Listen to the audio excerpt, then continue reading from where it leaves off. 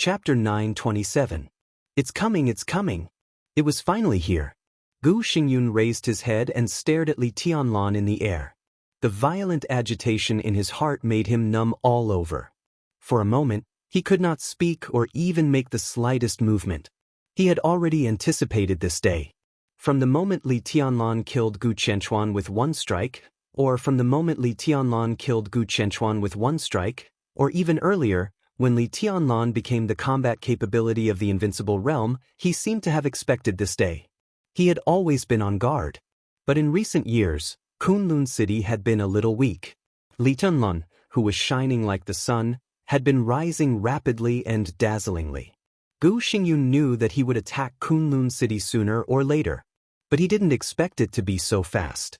In the snowy morning, he floated in the air with the 10,000-meter-long rainbow. In front of him was Kunlun City. It was the hub of the special warfare system of Zhongzhou State. He was the war god of Zhongzhou State. He said, "Those who stand in my way will die." Gu Xingyun's body trembled slightly, not out of fear, but out of indescribable resentment and anger. He came to Kunlun City in a crushing manner. If he really took Li Qingqing away, it almost meant the official decline of Kunlun City. It also meant that Emperor Dong's palace would be above Kunlun City. Gu Xingyun's eyes turned scarlet. At that time, he carefully flattered the Li family and let his most beloved woman go to Li Guangtu's side. She even gave birth to a child for him. He made countless promises and invited a large number of helpers. He overthrew the Li family and took advantage of the situation. In the first few years when the foundation of Kunlun City was not stable, in order to consolidate its position, the elites of Kunlun City went all out to prove their position of defending Zhongzhou State after replacing the Li family. At the same time, they showed a smiling face to the people inside, especially to the Prince Group. During that period, they could even be said to be the vassal of the Prince Group. It was not easy for them to gain a foothold. What they next faced was the internal questioning and review of the treason case in Zhongzhou State. What could Gu Xingyun do? Fighting, continuous fighting. The newly established Special Warfare Group spared no effort to cleanse the Li family's forces. They used all kinds of means and owed countless favors both internally and externally. The power of the Li family was constantly being purged and dropped to the lowest point. They began to hide. The Wang family of Beihai also completed the shuffle of the Southeast Group with the help of the clarity of Kunlun City. But the good times had yet to come. Good days. Or King didn't come. Next, they would face the Wang family of Beihai and the Southeast Group. The Wang family of Beihai seemed to be greatly weakened after losing the Li family, a staunch ally. But after losing the balance, Mount Dibing became more and more unscrupulous. They fully demonstrated the foundation of the first wealthy family in Zhongzhou State and even the first wealthy family in the Dark World. In those years, under the suppression of the Wang family of Beihai, Kunlun City could not even breathe, because they were suppressed to the point where it was difficult for them to even survive. The aggressiveness of the Wang family of Beihai finally caused uneasiness in the parliament. The higher-ups began to step forward to coordinate the relationship between Kunlun City and Beihai. But without the Li family, Kunlun City could not keep Beihai in check. Some people were also a little dissatisfied with Kunlun City. In those years, Kunlun City also behaved with its tail between its legs. After constant coordination and multiple negotiations, a fragile balance was finally reached. Kunlun City carefully developed its power in Zhongzhou State. When it encountered the Wang family of Beihai, it gave way. When it encountered the Prince Group, it gave way. When it encountered the academics, it gave way. The constant concessions finally allowed the Special Warfare Group to accumulate some assets in a sullen state. But before Gu Xingyun could breathe a sigh of relief, Li Tianlan King appeared again. Then there was the Samsara Palace. He was seriously injured after losing the final battle with the master of Samsara Palace. In the final battle of Heaven Capital, Li Tianlan turned the tide and saved the loss of Zhongzhou State. The appearance of the purgatory of Heaven Capital completely stimulated the nerves of Kunlun City. Then, there was the chaotic war that lasted for 3 years in the Dark World. All the superpowers were in a mess, and he was also involved in Zhongzhou State. In Lin, he was seriously injured by Situ Tsangyue with the setting sun. The chaos was chaotic. Finally, with the collapse of the Polar Ground Alliance, countless chaos in Snow Country completely turned into a detonated chaos. At this time, Li Tianlan came back. Very good, very powerful. The combat capability of the Invincible Realm, the perfect sword intent, the future chosen one, the marshal of the Snowdance Corps, Gu Xingyun was really angry at that time. He wanted Li Shi to kill Li Tianlan and Li Guangtu in Snow Country. Li Shi directly betrayed him. Gu Xingyun simply ignored it and slowly healed his injuries. He wanted to become an expert at the peak of the Invincible Realm in the new era and continue to rush forward with Kunlun City. He had not recovered from his injuries. Emperor Dong's palace rose, and Li Tianlan became his majesty. Then he came over and stood in front of Kunlun City, saying that those who stood in his way would die. Counting the past 20 years, Gu Xingyun suddenly found that he had overthrown the Li family and established Kunlun City. But for more than 20 years, under the appearance of high spirits, he had hardly lived a day of real comfort. Retreat, compromise, exchange, bow his head, all this was not even for them to make profits, but to gain a foothold. Now Kunlun City had really gained a foothold in Zhongzhou State. However, they had met the enemy that they wanted to get rid of the most and most wanted to get rid of. What could they do? Retreat? Compromise? Gu Xingyun straightened his body little by little. There was no room for retreat and compromise. If they retreated again this time, what would be left of the entire Kunlun City? They would return to the days when they were subordinate to others more than 20 years ago. What was the point of these years of grievance? Do you dare to kill me? Gu Xingyun stared at Li Tianlan and asked word by word. I don't dare. Li Tianlan's tone was ordinary, and this sentence was not convincing at all. But I want to go in. Do you dare to refuse? This is Kunlun City. Gu Xingyun's voice was heavy and bloody. Why don't I dare? Li Tianlan looked down at his watch. His eyes slowly moved away from Gu Xingyun and swept over the guards of Kunlun City. All the guards were tense when his eyes swept over them, but no one put down their weapons. Li Tianlan remained motionless. 3 minutes left. He only gave Kunlun City 10 minutes. All the blood in Gu Xingyun's body seemed to pour into his brain. His voice was hoarse and ferocious. Li Tianlan, don't go too far. 2 minutes. Li Tianlan said lightly. I can't give my daughter to you. She's my daughter, mine. Gu Xingyun roared wildly. Li Tianlan waited quietly. Time passed second by second. The morning light was getting brighter and brighter. 10 seconds. He suddenly spoke. The 10,000-meter-long rainbow in the distance had completely shrunk. His whole body was wrapped in colorful light, and his expression was blurred. 5 seconds.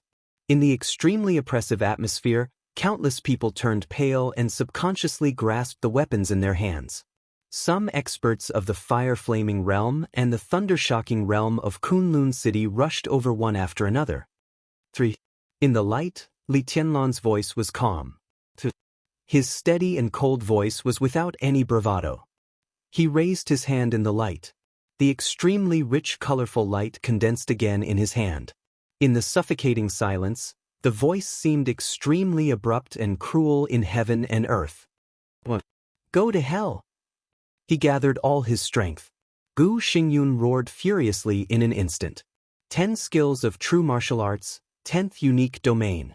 The bright morning light turned into night in an instant. Gu Xingyun's body became twisted in the dark for a moment. All the injuries were forcefully suppressed. After a few minutes of preparation and adjustment, his aura kept rising in an extremely crazy manner, rising again and again, as if it would never end.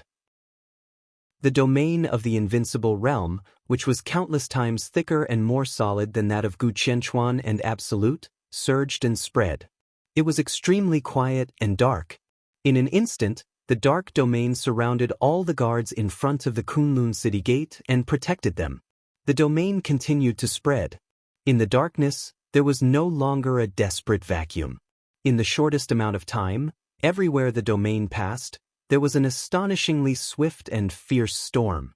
This was Gu Xingyun's strongest power and his strongest domain.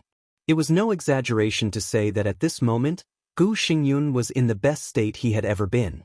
After more than 2 years of silence, the peak of the invincible realm was already clearly visible in front of him. Although the injuries in his body had not yet healed, at this time, when he went all out, he was already better than himself more than 2 years ago. Gu Xingyun's eyes were cold, and he took a step forward in the domain. This was his domain, his home field. Between steps, his figure instantly crossed a distance of dozens of meters. In the dark domain, there were silent storms everywhere. It was all his sword energy and power. The sword energy all over the sky tore the dancing wind and snow, tore the snow-capped peaks between the mountains, and rushed directly to Li Tianlun. The next moment, Gu Xingyun's expression suddenly froze for a moment. In his sight, Li Tianlun was standing there. The colorful light around him looked more and more dazzling in the dark domain, so dazzling that it was even a little fake. But everyone could see that he was there, so real. But countless sword energy storms could not lock Li Tianlun's body at all. The domain roared and spread over. The moment it encountered Li Tianlun, it seemed to encounter an obstacle that needed to be avoided. He floated steadily in the dark void, and everything around him was not affected by the domain at all. The locking of the domain seemed to be completely ineffective against Li Tianlun. How was this possible? The bright light slowly flowed along Li Tianlun's arm and condensed little by little. Li Tianlun reappeared in Gu Xingyun's sight. But his existence became more and more illusory. Not to mention the sword energy storm in the domain. Now if Gu Xingyun closed his eyes, he could not even feel Li Tianlun's existence. The light condensed into a point in his palm. In the shining color, the luster became pure. You always seem to be unable to recognize the situation. Li Tianlun said quietly, but I like Kunlun City's resistance very much. This is the excuse I need. Gu Xingyun's heart sank for no reason, and he said coldly, you'd better know what you're doing, Li Tianlun. Don't forget what Kunlun City means to Zhongzhou State. Even if you die here today, it doesn't matter. Li Tianlun said lightly, it may have been important before, but now Zhongzhou State belongs to Emperor Dong's palace. You always can't recognize the situation, but now I can tell you that my country doesn't need the so-called nation-protecting war god. In the shining luster in his hand, his raised palm suddenly stopped. At that moment, Gu Xingyun seemed to feel great danger. He suddenly roared and appeared directly in front of Li Tianlun. He waved his fist. The thick and solid domain suddenly became twisted and violent. Li Tianlun's raised palm stretched forward. The rainbow-colored radiance had completely disappeared. His fingertips were already as red as blood. Chapter 9:28. Li Tianlun's movements were simple and casual. In the domain of the 10 skills of true martial arts, he stretched out his palm, neither fast nor slow, and it looked extremely clear. When he closed his fingers like a sword, he lightly tapped on Gu Xingyun's fist at the most appropriate time. The condensed scarlet luster bloomed in his fingers in an instant. It was the extremely condensed sword energy and killing intent, with the purest destruction and death. The fist and the finger separated.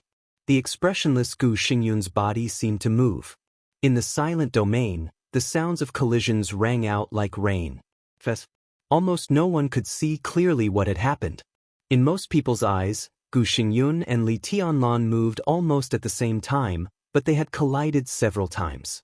The silent and dark domain still enveloped Li Tianlun steadily.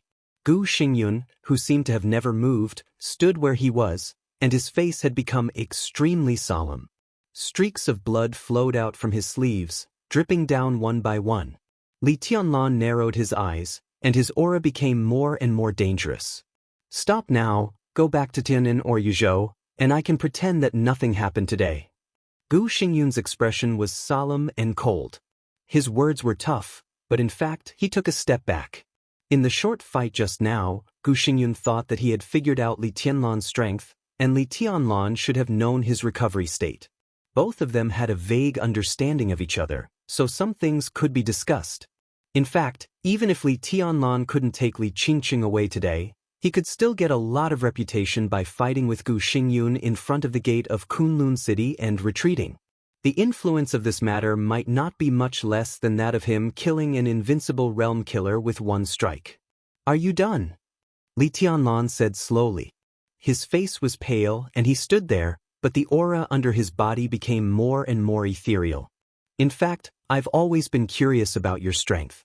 Everyone says that you are the invincible realm closest to the peak of the invincible realm. I don't know if you have made progress in the past few years, but from the strength you just showed, you are still not good enough." Li Tianlan laughed. "If you are finished," Gu Xingyun suddenly retreated. His domain was his home field. As long as he fought within his domain, he was not afraid of the real peak of the invincible realm. In an instant, Gu Xingyun's body was like a phantom, retreating dozens of meters in the blink of an eye. However, a red light appeared in front of him.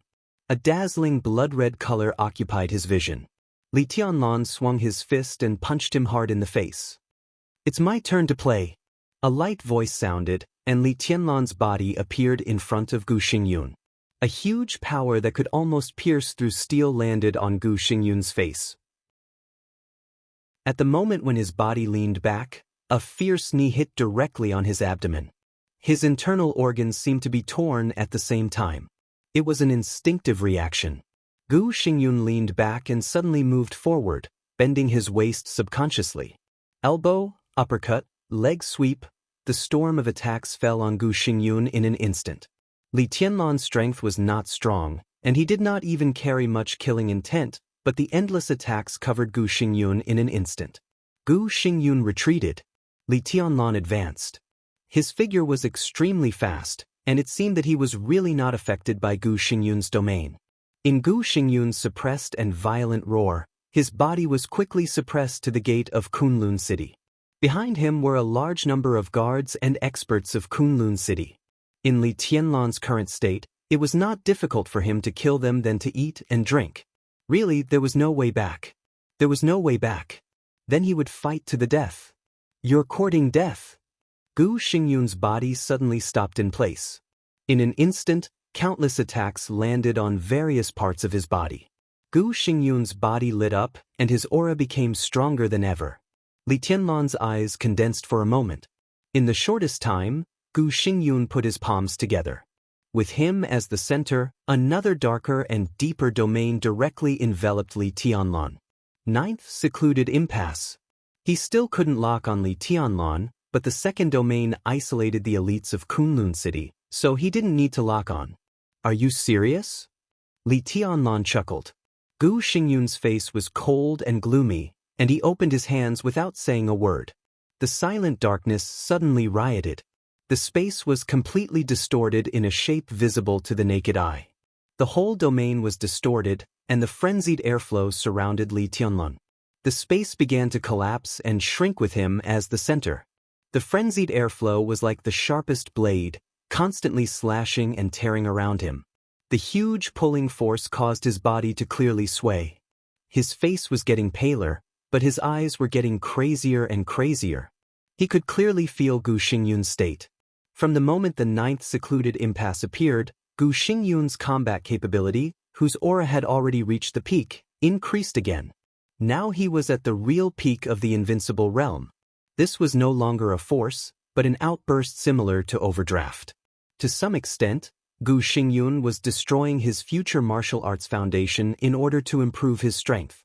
In this state, Gu Xingyun really reached the peak of the invincible realm, but there was no possibility for him to make any further progress in his life.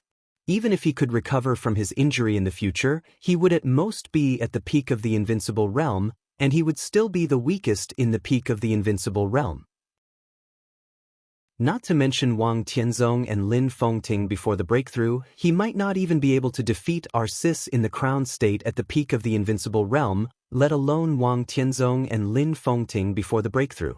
Gu Xingyun had endured for more than 2 years.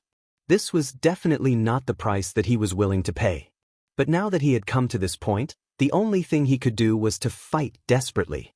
The violent power was stirring wildly around Gu Xingyun. Li Tianlan looked at Gu Xingyun's eyes. Gu Xingyun's eyes were already blood red, showing a kind of determination and violence that almost lost his mind. This was interesting. No matter what was wrong with Gu Xingyun's mentality, he had a certain possibility to break through the peak of the invincible realm. Both his talent and his performance in the past 2 years could prove this. If he was just at the peak of the invincible realm, it was not worth Gu Xingyun's hiding for more than 2 years. Especially during the 2 years when Emperor Dong's palace rose rapidly, Kunlun City could really stay still. Such forbearance also showed that what Gu Xingyun wanted was not just a peak of the invincible realm. Obviously, he had a certain degree of confidence to attack the current realm of Lin Fengting and Li Guangtu. Li Tianlan was forcing him to cut off his own way forward. Even if he had firmly believed that he was invincible in the world, an enemy at the level of Li Guangtu was still a huge trouble for him. Every more such enemy was a variable. Li Tianlan would not hesitate to cut off Gu Xingyun's martial arts and limit him to the peak of the invincible realm. Since he could do it, Li Tianlan would not hesitate at all. Not to mention what would happen in the future, even now, he was not afraid of a weak man at the peak of the invincible realm. He couldn't kill Gu Xingyun.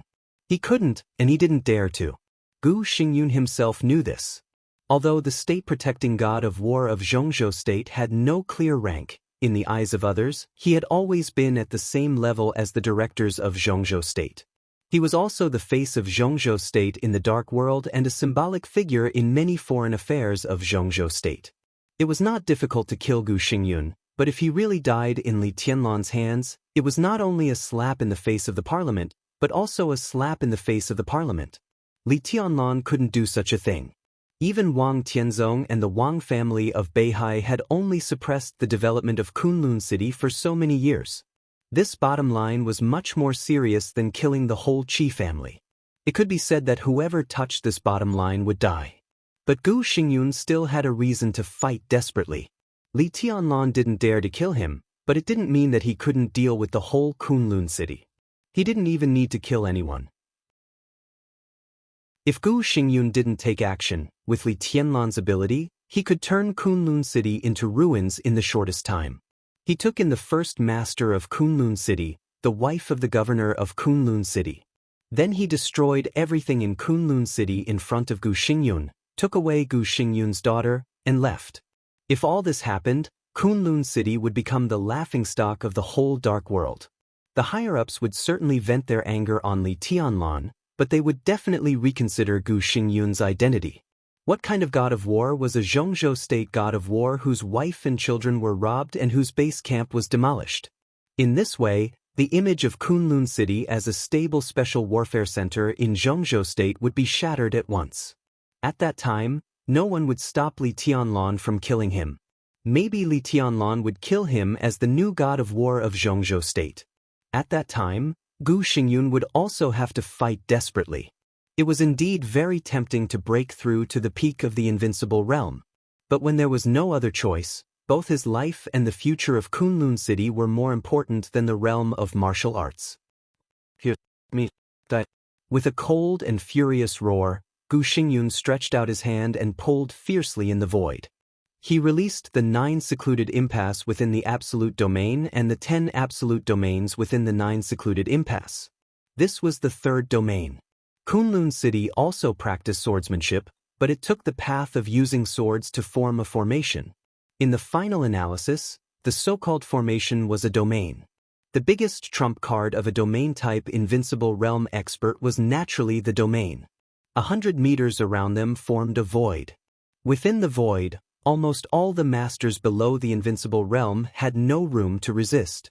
In the battle of the same realm, compared with all kinds of sword energy, their fighting methods were simple but extremely terrifying, commonly known as matryoshka. They used their own strength to constantly form new domains, and then completely distorted and detonated the domains, thus forming an incredible group destructive power. Before their physical strength was exhausted, the layers of domains were almost endless.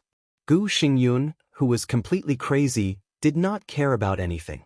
In the domain that was similar to the void environment, the storm kept howling and twisting.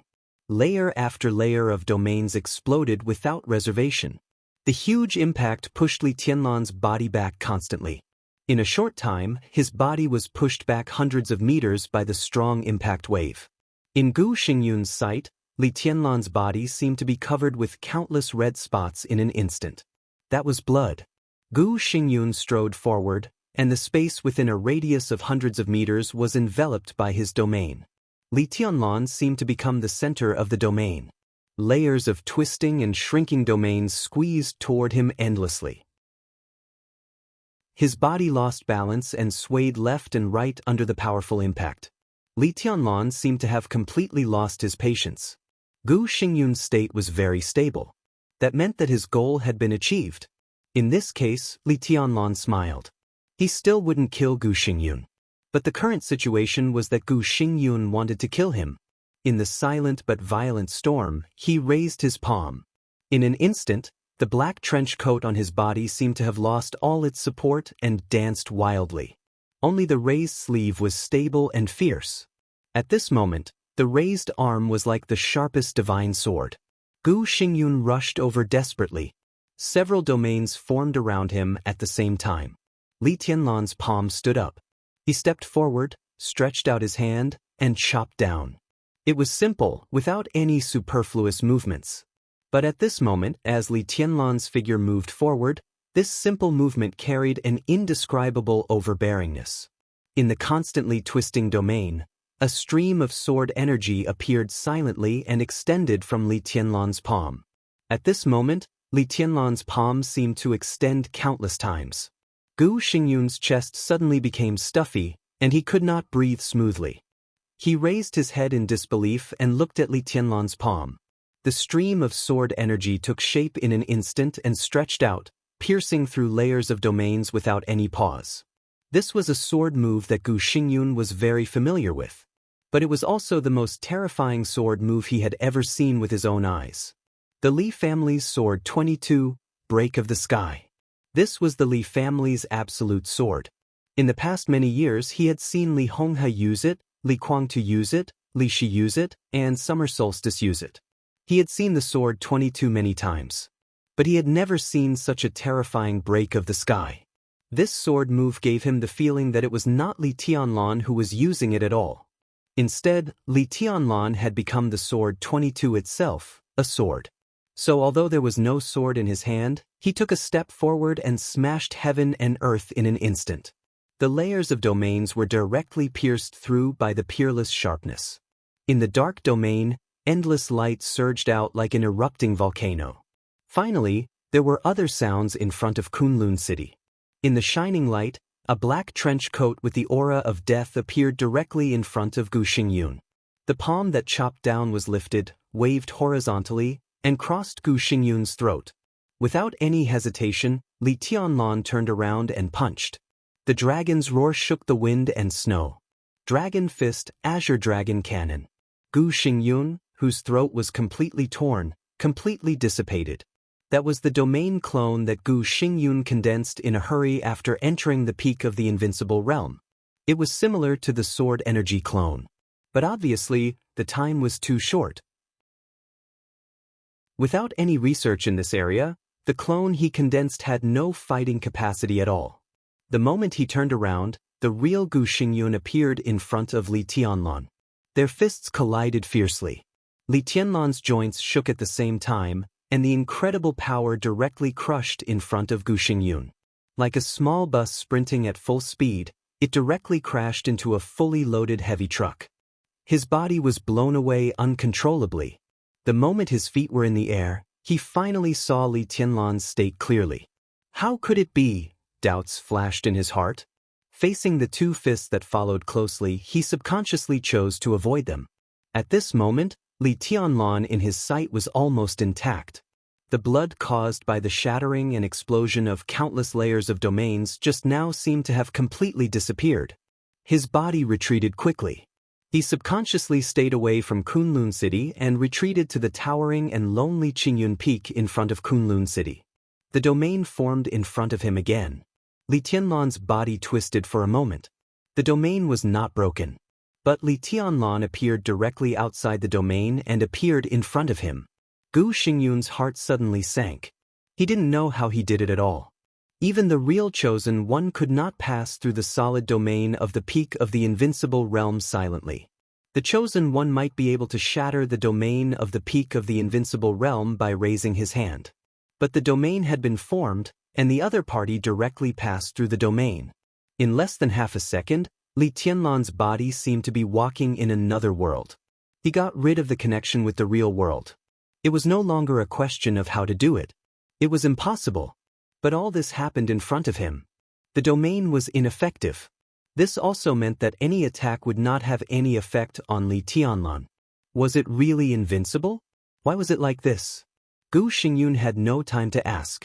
Li Tianlan, who appeared in front of him, had raised his palm again. The starting gesture of Dragon Fist, Flying Dragon in the sky changed instantly. The first move of Killing Sky. Countless messy and entangled sword lights suddenly burst out from Li Tianlan's palm. The majestic sword qi shattered the domain that had not yet been completely formed around Gu Xingyun. The sword qi whistled wantonly in the world of ice and snow, and the snow was flying all over the sky. The messy sword qi rolled over Gu Xingyun's body, bringing with it a lot of blood, and created gullies that were dozens of meters long in the vast snow. Gu Xingyun was completely suppressed at this moment. The reason? It was the unexplainable shuttle. Under normal circumstances, Gu Xingyun was invincible. He was at the peak of the invincible realm. Although he was injured, compared with Li Tianlan, even if Li Tianlan had dual wind and thunder veins, he had a huge advantage in physical strength. Dual wind and thunder veins greatly enhanced Li Tianlan's destructive power, but it also meant a huge consumption of physical strength. When Gu Xingyun was full of physical strength, his domain was endless. It only took 1 second, or even half a second, for him to form a complete domain. It took time for Li Tianlan's sword energy to break the domain. Maybe it only took half a second, but Gu Xingyun could also form a new domain in this time. Li Tianlan was not in the invincible realm. As long as it dragged on, Gu Xingyun could exhaust Li Tianlan's physical strength. This was the simplest and safest way to win. Gu Xingyun had other ways, but this was the safest. But the inexplicable shuttle, which was obviously impossible, directly broke all this. His domain was formed, and Li Tianlan appeared directly in front of him from the domain. There was no time to break the domain, which meant that Gu Xingyun had no time to form a new domain. All this happened in that half a second. The inexplicable shuttle bought half a second. The Dragon Fist inexplicably turned into the heaven-killing move, and the sword energy completely shattered the domain that had just appeared but not completely formed. Gu Xingyun was completely suppressed. The sword energy and the wind and snow flew wildly. After the heaven-killing move, he stabbed forward with one hand, and the indomitable destruction directly left a blood hole on Gu Xingyun's body. Before the blood gushed out, the majestic and heavy sea-breaking move completely enveloped Gu Xingyun. The rotating eighth blade, sky-burning, flew over like a storm. The sword energy filled the sky, and the raging fire danced with the white snow. Gu Xingyun's body retreated to the foot of Qingyun Peak, and then began to go up without hesitation. His footsteps flew all the way on the snow as if it were flat ground. The ninth blade, Dusk. Li Tianlan soared into the air and stabbed straight, with unparalleled sharpness in his arm. A large amount of snow roared down from Qingyun Peak, covering the sky and the sun, almost forming an avalanche. In the snow curtain that covered the sky, Li Tianlan's arm flew over. The huge snow curtain, like the sky, was torn apart in an instant. His palm broke the wind and snow, and the amazing power turned into the purest sword energy, bringing up an arc of light up to 100 meters long. The extreme sharpness drew a natural arc in the air and directly chopped on the top of Qingyun Peak. There was a loud bang. No! Gu Xingyun's desperate roar suddenly sounded.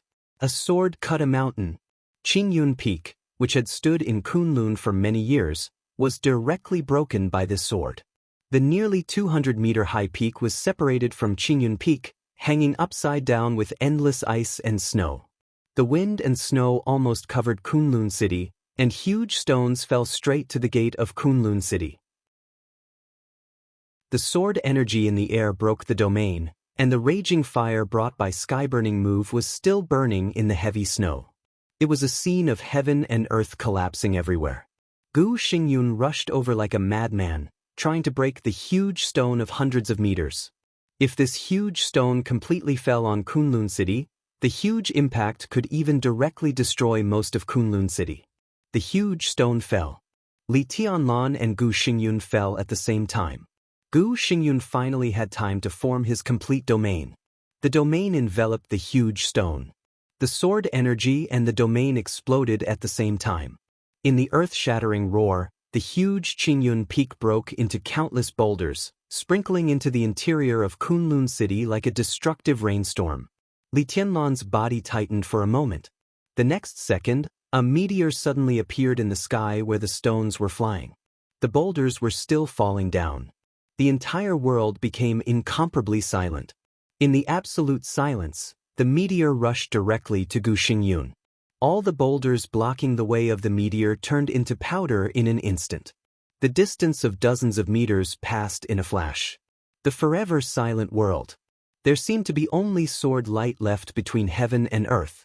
The seemingly soft sword energy rushed to Gu Xingyun and stabbed him in the chest. Gu Xingyun's body was also falling. In a hurry, he just raised his hand and blocked his heart with his arm, seemingly in a panic. He lowered his head slightly and showed a grim smile. Li Tianlan came to him with the sword energy all over the sky. The sword light touched his arm. Blood splashed. In the severe pain, Gu Xingyun clearly felt that his left arm was empty. An arm suddenly flew out with blood dripping down. At the same time, he waved his right hand forward with a twisted expression. He clenched his right hand tightly, and there was a domain on his arm that had been condensed to the extreme.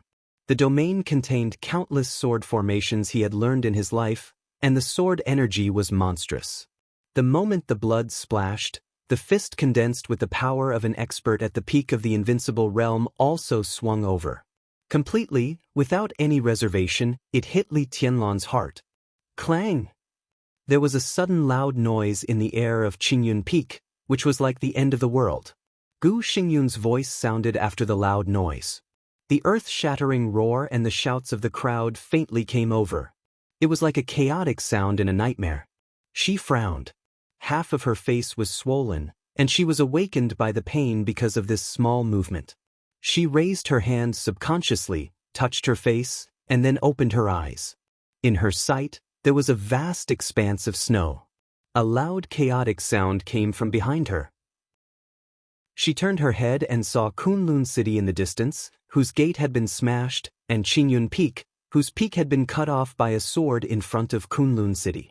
Ah! She subconsciously let out a low cry, and then found that she was on the back of a man. He carried her on his back and walked forward unhurriedly. Where is this? Ah no, what happened? Who is it? She shook her head fiercely and subconsciously struggled on the man's back. In her sight, she could only see a strange side face that she seemed to have seen before. The man carrying her on his back was silent for a while, and then simply said, "I'm my brother-in-law." This chapter belongs to number 17. Chapter 929. The vast snow was still fluttering in the air, as if it would never change. It was extremely quiet between heaven and earth. He lay quietly on the snow, and the bright red blood soaked the snow under him. The feeling of warmth and coldness kept alternating on his body. He opened his eyes wide and looked at the snowflakes in the sky. He had seen this scene for many years, but at this time, it seemed that he was too tired. He suddenly felt that this scene was a little monotonous. No, it was boring or ugly, he was a little tired of watching it. He laughed at himself and breathed a little louder. The feeling of suffocation was stuck in his throat. His body trembled and he suddenly coughed violently. Blood flowed from the corners of his mouth, thick and red. He kept coughing, and the indescribable pain pulled him out of his dullness and loss. In front of him, nearby and far away, all kinds of sounds gradually came into his ears. He closed his eyes in pain, and he felt like he was dead inside. He lost. He was utterly defeated. Gu Xingyun had never thought that he would lose so badly. In the short battle, Half of Kunlun City was razed to the ground and turned into ruins. The raging fire was burning in the ice and snow, and the air was full of messy and violent sword intent. His opponent had left Kunlun City. No, from today on, there might be no Kunlun City. He tried everything to overthrow the Li family, carefully, patiently, and painstakingly let Kunlun City gain a foothold in Zhongzhou State and the Dark World.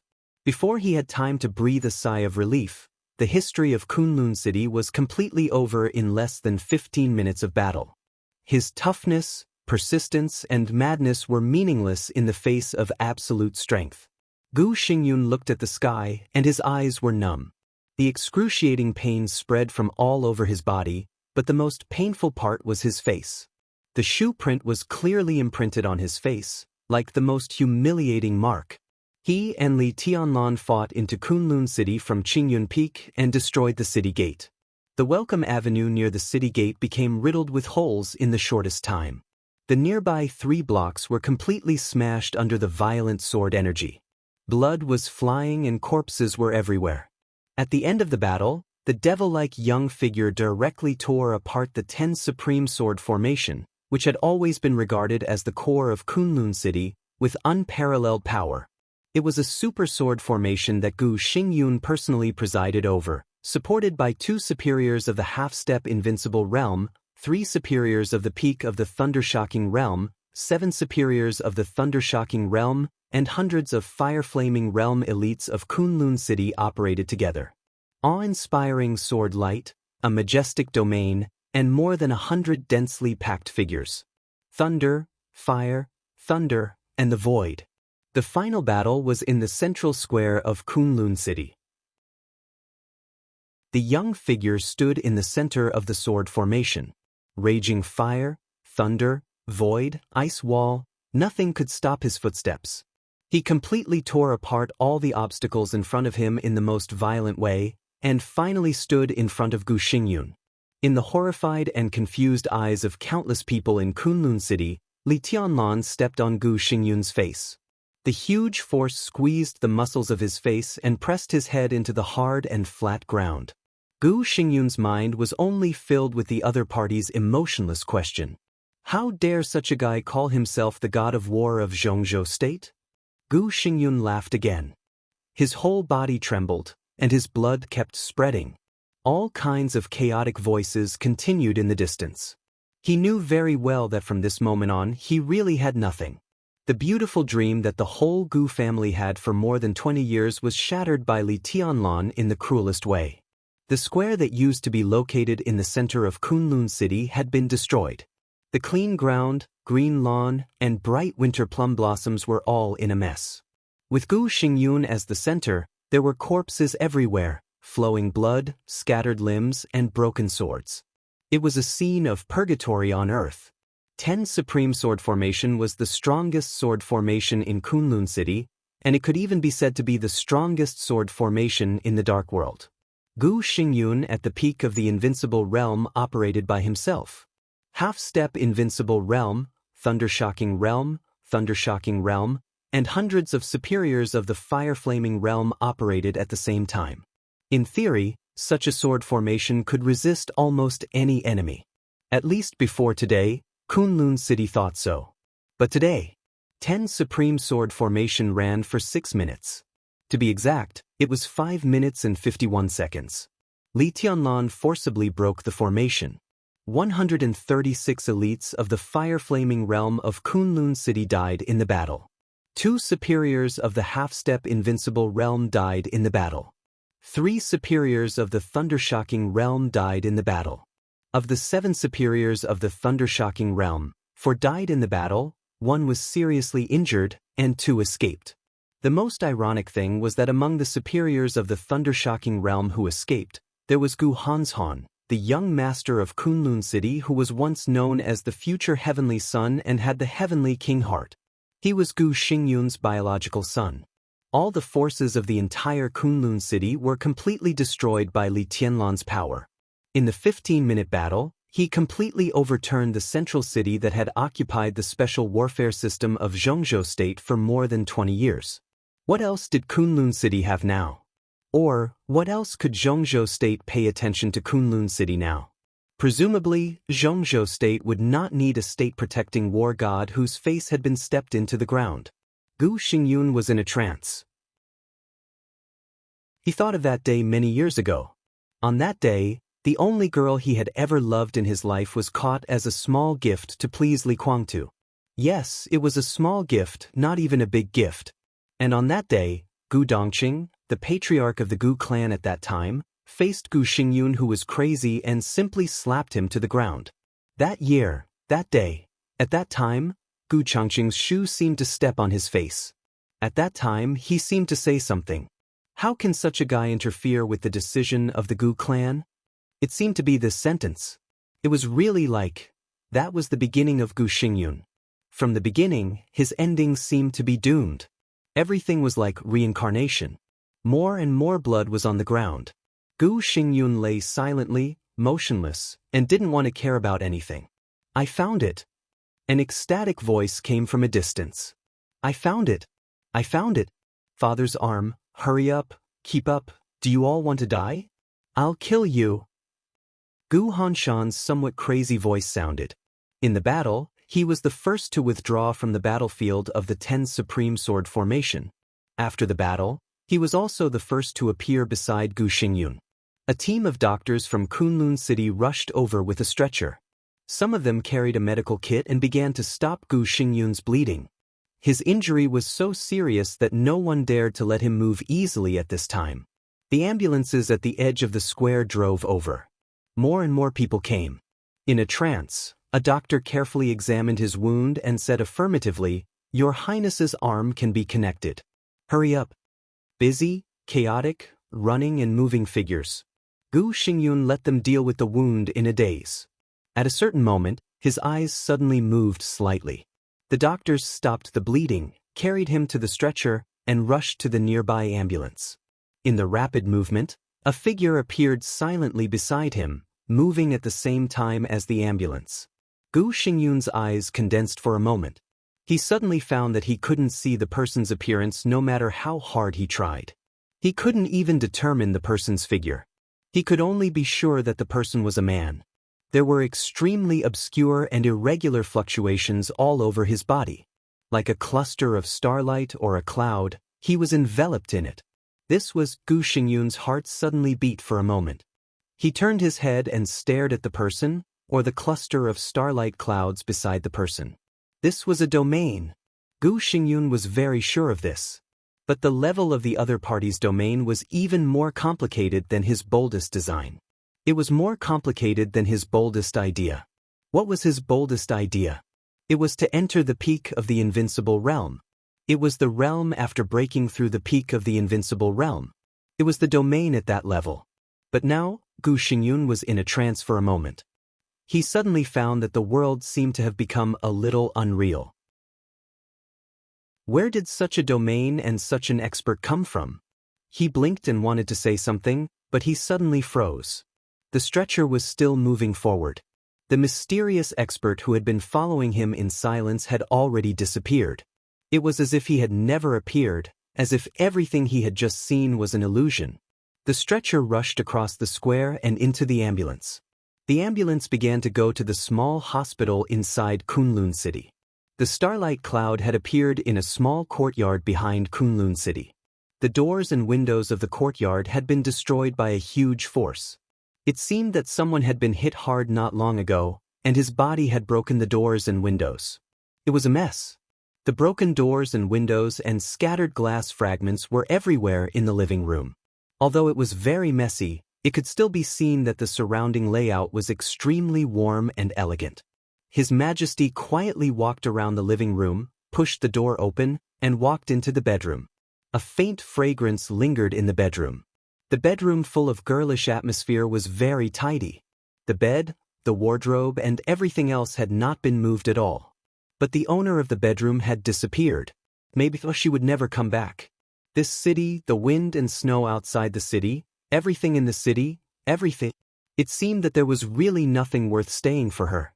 He stood in the middle of the bedroom, sniffing the smell in the bedroom, and remained silent for a long time.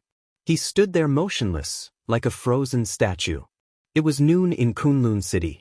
The figure, who had stood in the girl's bedroom all morning, finally moved and sighed softly.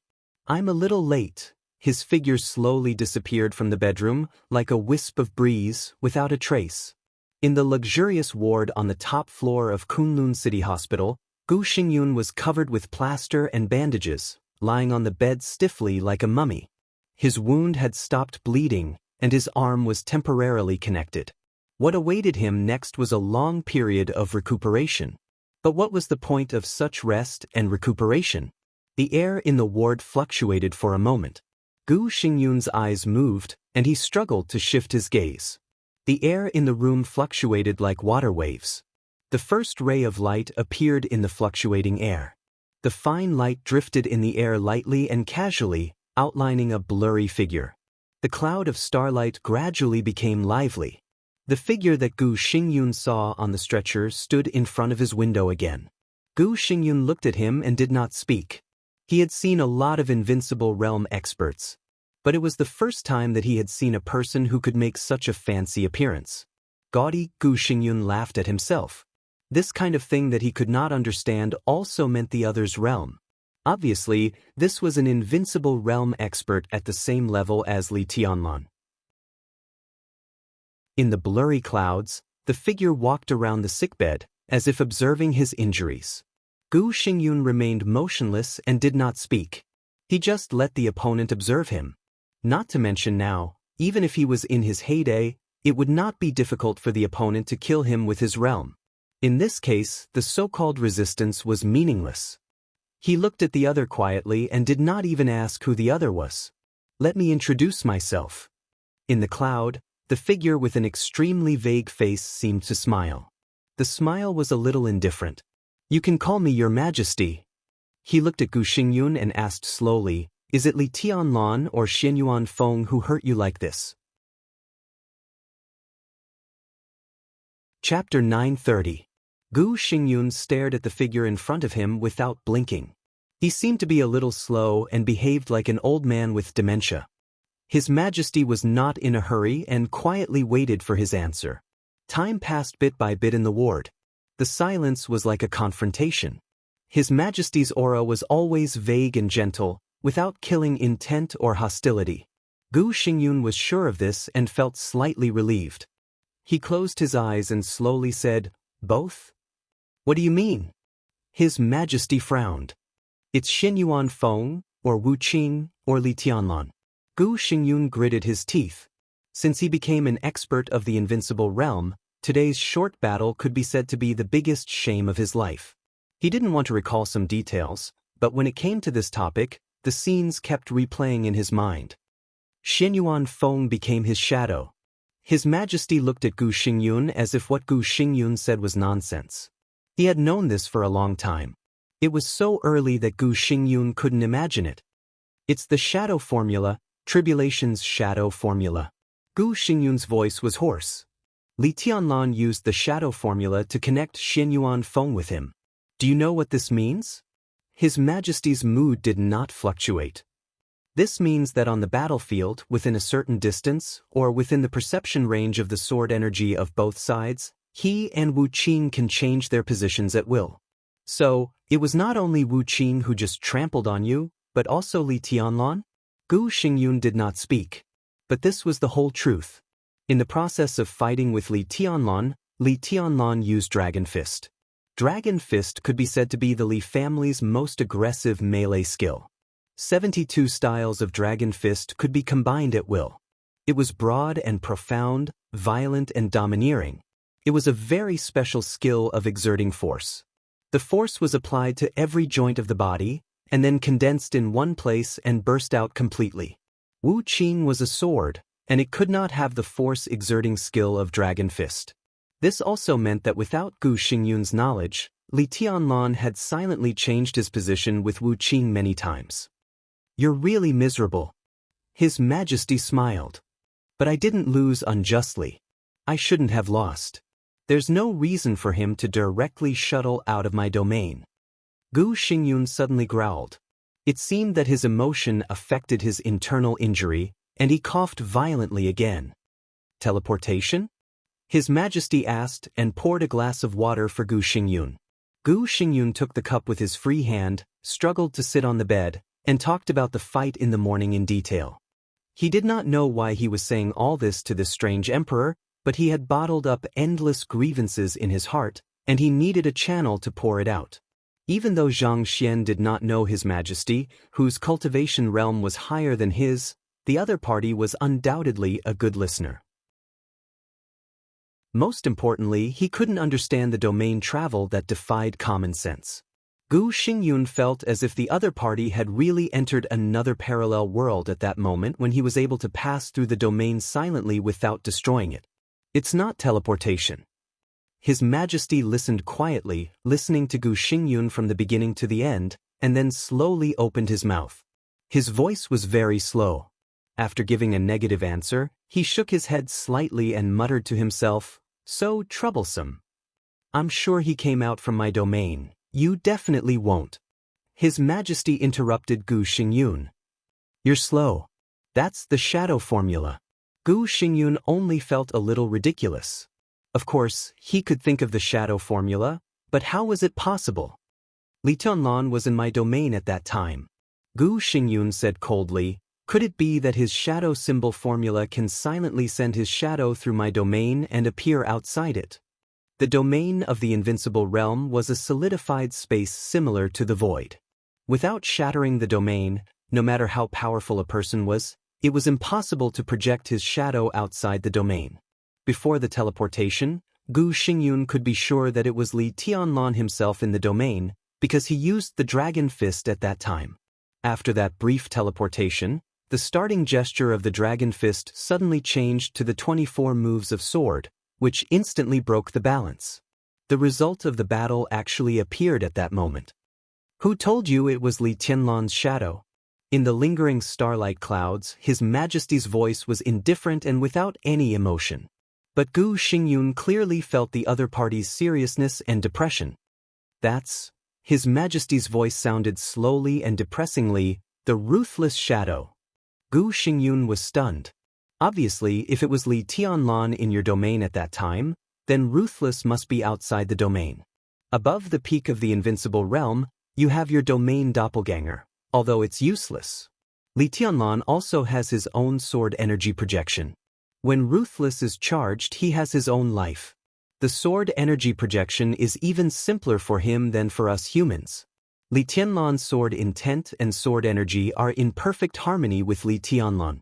It's the kind of harmony that you can't imagine. His sword intent and ruthless are one. Ruthless can use the 24 moves of sword, so naturally, he can also create the sword energy projection and use the shadow formula to change positions with the shadow. His Majesty's voice was a little cold. Li Tianlan's real body trapped in the domain didn't come out, but at that moment, he created a shadow outside, changed positions with the shadow, and appeared directly in front of you. At that time, you detonated the domain and were forming a new domain. Li Tianlan took advantage of this time to change positions with his own shadow and left the battlefield. He was silent for a while and smiled sarcastically. At that time, he should have entered Kunlun City to find someone. Gu Xingyun was really stunned for a long time this time. It was even a little difficult for him to understand the specific meaning of His Majesty's words.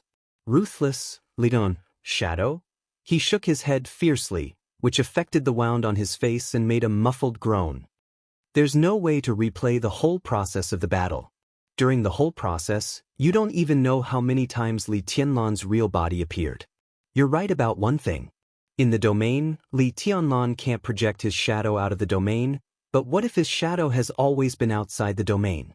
Don't think about Ruthless' shadow. The current situation is that Ruthless can have a shadow, but Ruthless himself.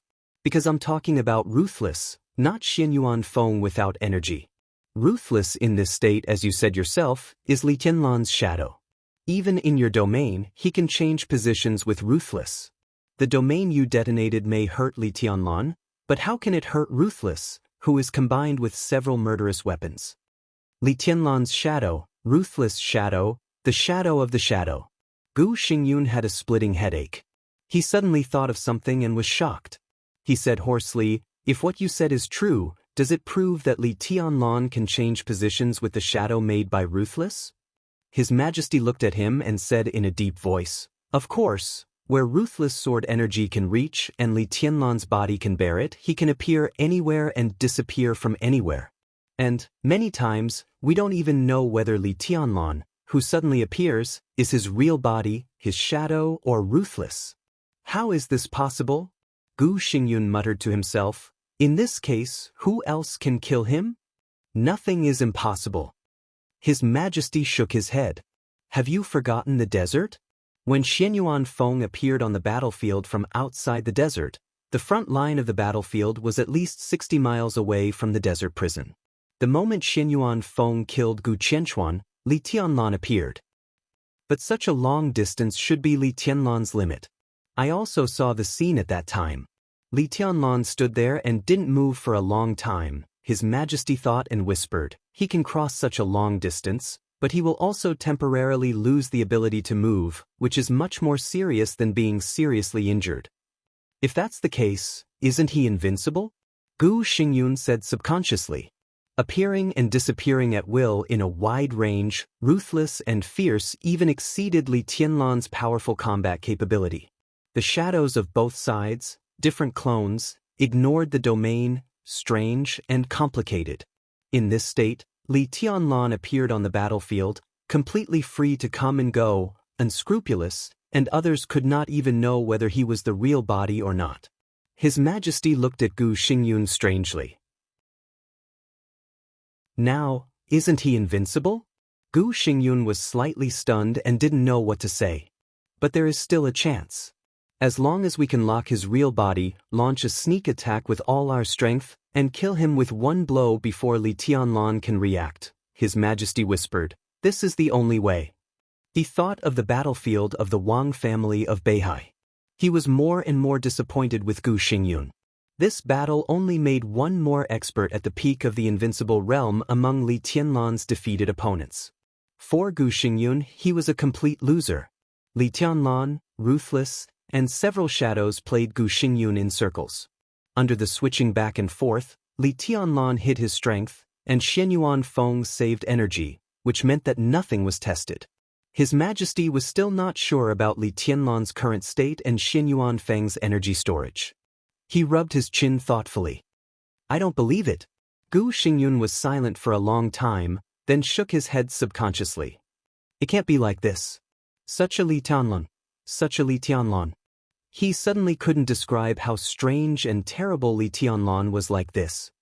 "Your speculation is not necessarily true." In the end, he could only emphasize his point with a pale face, which looked like self-comfort. "I didn't speculate anything." His Majesty pointed to his head and said, "What I said is the truth." Gu Xingyun was silent for a long time. His state of mind seemed to begin to change slowly, and finally he reluctantly recovered his normal state. He forced himself to suppress the humiliation and the complicated feelings after the defeat not long ago. "You came here just to tell me this?" he asked calmly. "Before I came, I didn't expect Kunlun City to be in such a miserable situation." His Majesty shook his head and said calmly, "After this battle, more than half of the elites of Kunlun City were killed or injured. With you, Kunlun City is not at the end of the road. But in this situation, Kunlun City should not expect to have a chance in Zhongzhou State. In fact, from today on, Kunlun City has almost become a joke in Zhongzhou State. Gu family has come to this point.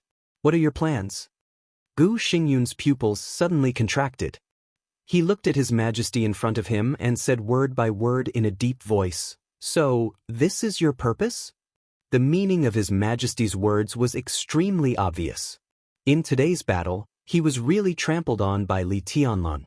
He was the special warfare center, the god of war, and all his honor collapsed because of this huge stain. The Gu family had no way out in Zhongzhou State. What about leaving Zhongzhou State?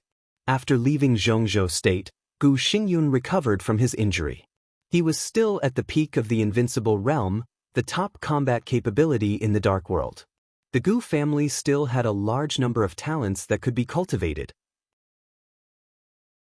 Such a team could also achieve great things as long as they got out of the shadow of Emperor Dong's palace. Gu Xingyun couldn't be the war god of Zhongzhou state, but he was fully qualified to go to East Island to be a great grandmaster and a guardian of Star State. He could even go to Shadow Throne to be the Shadow Prince. As long as he was willing to express his loyalty to other countries and forces, most countries would not refuse his surrender. Even if Gu Xingyun didn't turn to any country after leaving Zhongzhou state, he could also use his own force to turn the Gu family into a big force in the dark world and work hard to become a super force. In the current era, a person at the peak of the invincible realm could do too many things. From a practical point of view, Gu Xingyun was almost the only superior at the peak of the invincible realm in the dark world. Li Guangtu and Lin Fengting had broken through this realm. Moray didn't enter the peak of the invincible realm either. It seemed that Gu Xingyun was the only one standing in this realm. For such a person, even if he failed, he would not have no way out. I'm just asking casually. It's just a suggestion. You should make plans early. His Majesty smiled indifferently. I'm here today to ask you for someone. Gu Xingyun was extremely sensitive to asking for people. Because Li Tianlan also came to ask for someone, and then he became like this. Li Qingqing. His Majesty's voice was calm. Gu Xingyun froze for a while, as if he didn't expect that his daughter would be so popular. He narrowed his eyes and said coldly, "She has been taken away by Li Tianlan now. Don't tell me you don't know. Are you trying to humiliate me? I know this. Since I can't get her, I'll inform you by the way. From today on, Li Qingqing has nothing to do with Kunlun City or you. I'll ask Li Tianlan for her. Don't have any ideas about Qingqing in the future, otherwise." His Majesty smiled. "Li Tianlan can't kill you now, but it doesn't mean that I don't dare to kill you. Do you understand? Is this a threat?" Gu Xingyun's eyes were burning. "This is a notice." His Majesty said blandly. "Who the hell are you?" Gu Xingyun stared at him without blinking and asked seriously. "I've introduced myself." His Majesty responded casually, "You can call me Your Majesty." Gu Xingyun couldn't stand it anymore. He sneered and said sarcastically, "You hide your head but show your tail. Do you deserve to be called Your Majesty?" This sentence was so familiar that His Majesty laughed directly. "Oh, you're so weak. Do you deserve to be called the God of War?" Gu Xingyun's expression froze for a moment, and then he smiled with some distortion. "You're right." His Majesty looked at his distorted face. After a few seconds of silence, he whispered, "You're right." Gu Xingyun glanced at him. The smell of gunpowder that had just risen between them seemed to have faded a lot. "I'll give you a suggestion." His Majesty turned and walked to the door of the ward. "If you can't survive in Zhongzhou state, you can consider coming to me. You still have time to think about it. After the final battle in Beihai, we'll meet again." Gu Xingyun looked at his back and suddenly said, "You said you want to find Li Tianlan for her?" His Majesty paused, nodded, and said in a low voice, "I have to go." Hearing this and thinking of Li Qingqing, Gu Xingyun felt a little strange. His Majesty's words were with unquestionable determination. Did he have to go? He sighed softly and asked, "Can you beat him?" His Majesty stepped out of the room again and said blandly, "I don't know. No one knows the answer to this question." He opened the door and said, "You'll know after the fight." Chapter 931. Before Li Tianlan returned to Yuzhou, the result of the Battle of Kunlun City had completely spread throughout Zhongzhou state. First Gu Qianchuan, then Zhu, and then Gu Xingyun. Although Gu Xingyun did not die, no one would think that Li Tianlan did not have the strength to kill him. This battle completely destroyed most of the high-end combat capability of Kunlun City in just over 10 minutes. Everyone who knew the news was stunned. The treason case of the Special Warfare Group was still being investigated in a high-profile manner. Kunlun City was almost completely annihilated.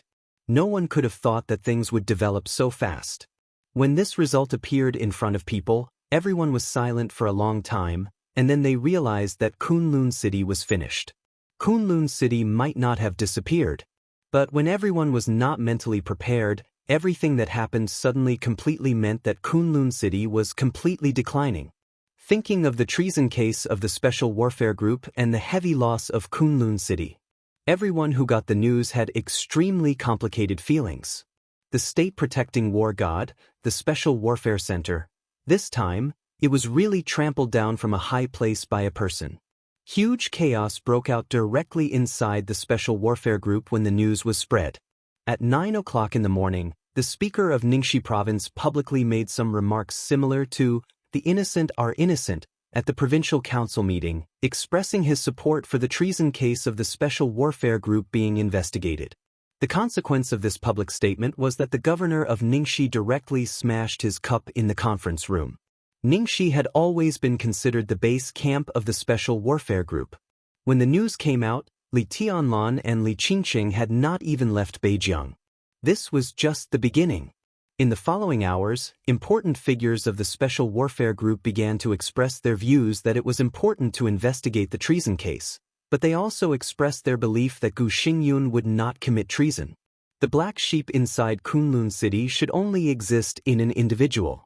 It seemed that they were still defending Kunlun City, but as long as one was not a fool, one could see that these people who had firmly opposed the investigation of the treason case had begun to waver. Countless eyes were cast to the Hidden Dragon Sea. Many people wanted to know how the Hidden Dragon Sea would react to this. Li Tianlan left the desert prison for less than a few days, but there was big news almost every day. At the border of Sai City, one sword broke the army. 2 consecutive strikes killed Invincible Realm experts. East Imperial Palace set up the Hero Stone. Zhongzhou New Group was established. He destroyed the entire Kunlun City by himself. Everything had something to do with Li Tianlan. What would the council's attitude be? Especially Qin Fangqing, who was now destined to fight Li Tianlan to the death. What would his attitude be? Qin Fangqing did not respond. In fact, ever since the news of Zhu's death came, he had been unusually quiet. That kind of silence was not disappointment after anger, but an indescribable lifelessness. When the news from Kunlun City came, he just read it and said nothing. Perhaps most people were concerned about the misery of Kunlun City and the destined decline of the Special Warfare Group. However, Qin Fangqing was most concerned about Zhu's death. He was the only invincible realm killer in the Dark World today. How high-spirited and domineering he had been in the past few years after his rise. Although he was not at the peak of the Invincible Realm, there were not many Invincible Realm experts who could be taken seriously by him. An Invincible Realm killer was extremely dangerous to anyone. But now, the Invincible Realm killer, who was looking forward to playing with the princess in Huading, died just like that. Unarmed, a kilometer away, life and death in an instant. It was such a simple punch, but it detonated the whole Dark World in an instant. What made Qin Fangqing most ridiculous was that Li Tianlan went to Huading in advance to investigate the environment of the airport. The time of Zhu's death was 6:03 in the evening in Huading. Until the plane took off a few hours after Zhu's death, there was no sign of Wang Yuetong at Huading or Nanyun Airport. The termination plan completely failed. After paying the lives of several generals, countless elites lurking in Beihai, and the invincible realm killer Zhu's life, what the termination plan brought to Qin Fangqing was his irreconcilable hatred with the Wang family of Beihai and Emperor Dong's palace. Other than that, there was nothing. Qin Fangqing's heart was a little numb. He targeted Li Tianlan, Emperor Dong's palace, the Wang family of Beihai, and Wang Shengshao. He had tried hard, planned, calculated, and used countless resources. But now, it seemed that he was really powerless. It was not until the news from Kunlun City came that Qin Fangqing finally realized that he could do nothing this time. What Li Tianlan defeated was not only Gu Xingyun, but also the 10 Supreme Sword formation of Kunlun City that Gu Xingyun personally presided over. No one could understand why Li Tianlan was so powerful. He was the chosen one, and his sword intent was flawless. Everyone speculated that once Li Tianlan entered the Invincible Realm, he would have the strength comparable to the peak of the Invincible Realm in the shortest time. But the problem was that Li Tianlan hadn't entered the Invincible Realm yet. How did he do it? This answer was very important. but to Chen Fangqing, it seemed to be of no importance. The important thing was that Li Tianlan defeated Gu Xingyun, who was at the peak of the Invincible Realm, and destroyed the 10th Supreme Sword formation of Kunlun City without becoming an expert of the Invincible Realm. It didn't matter how he did it, but he could do it, which meant that he had at least the strength at the peak of the Invincible Realm at this time. He didn't plan to do anything else. Waiting was the only way now.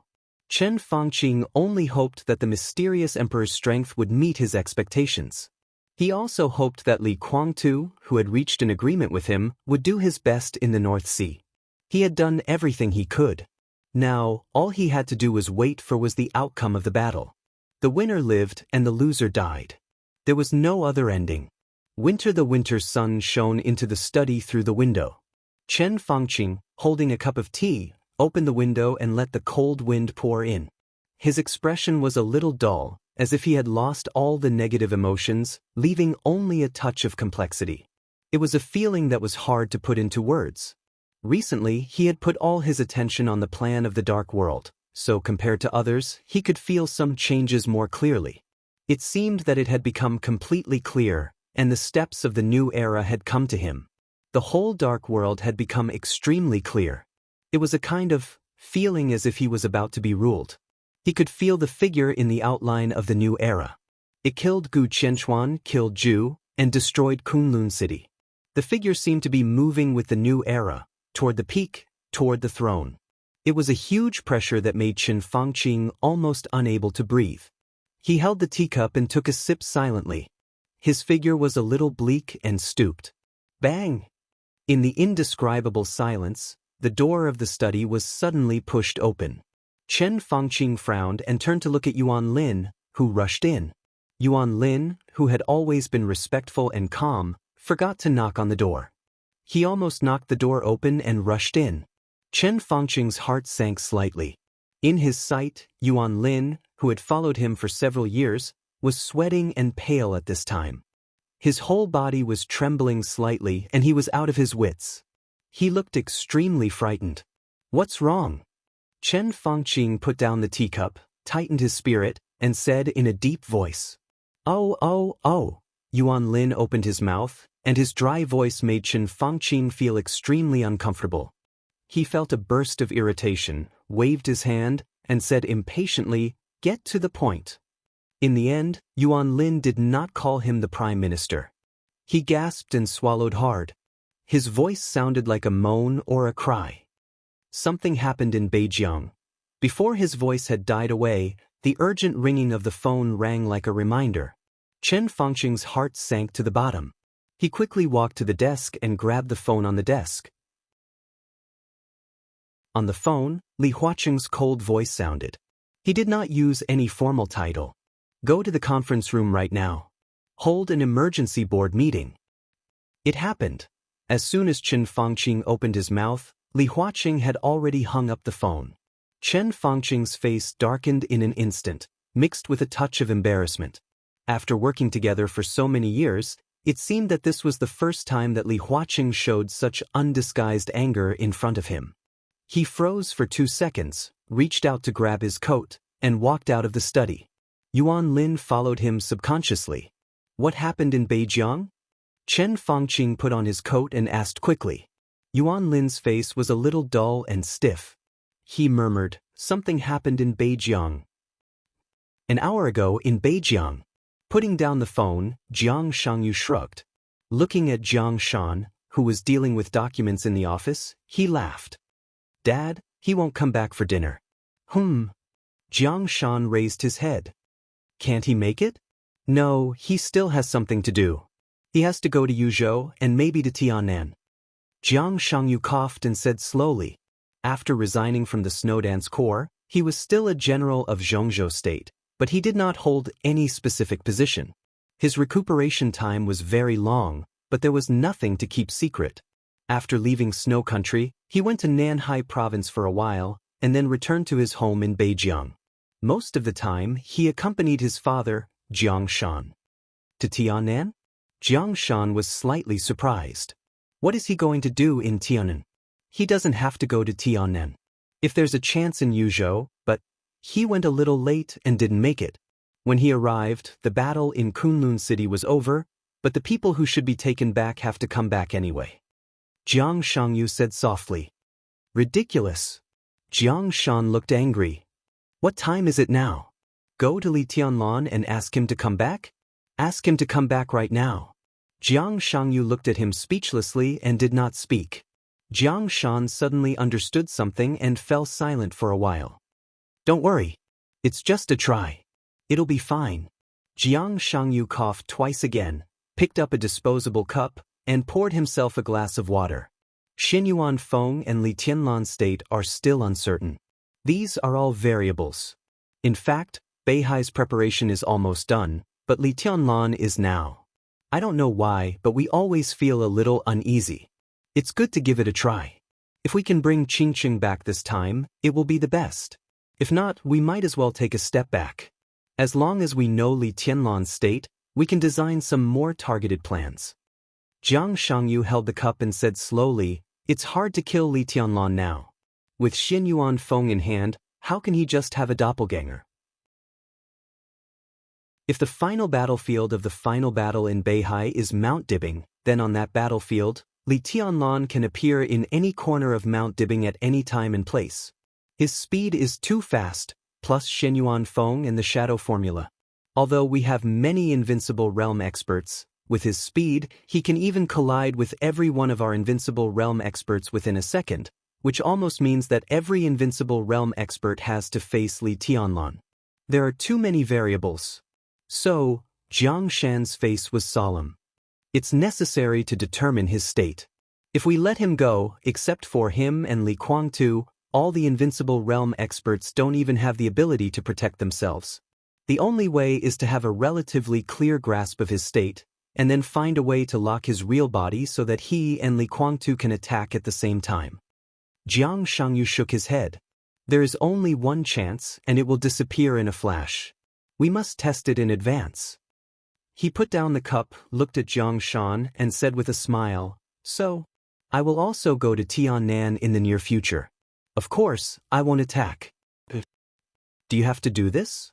Jiang Shan was silent for a long time, and then he said in a low voice, You should know that I'm not very interested in the so-called heavenly son, and I don't have much ambition for the hegemony of the family. You are my son, and I only hope that you can be safe. The Jiang family has developed to the present, and it's enough. Why do you have to compete with Li Tianlan? Does it make sense? Jiang Shangyu quietly looked at his haggard father. There was some guilt in his eyes, but there was also a touch of determination. The man who raised him, the man who was silent most of the time but bore everything for him, the man who didn't know many things but supported him without reservation.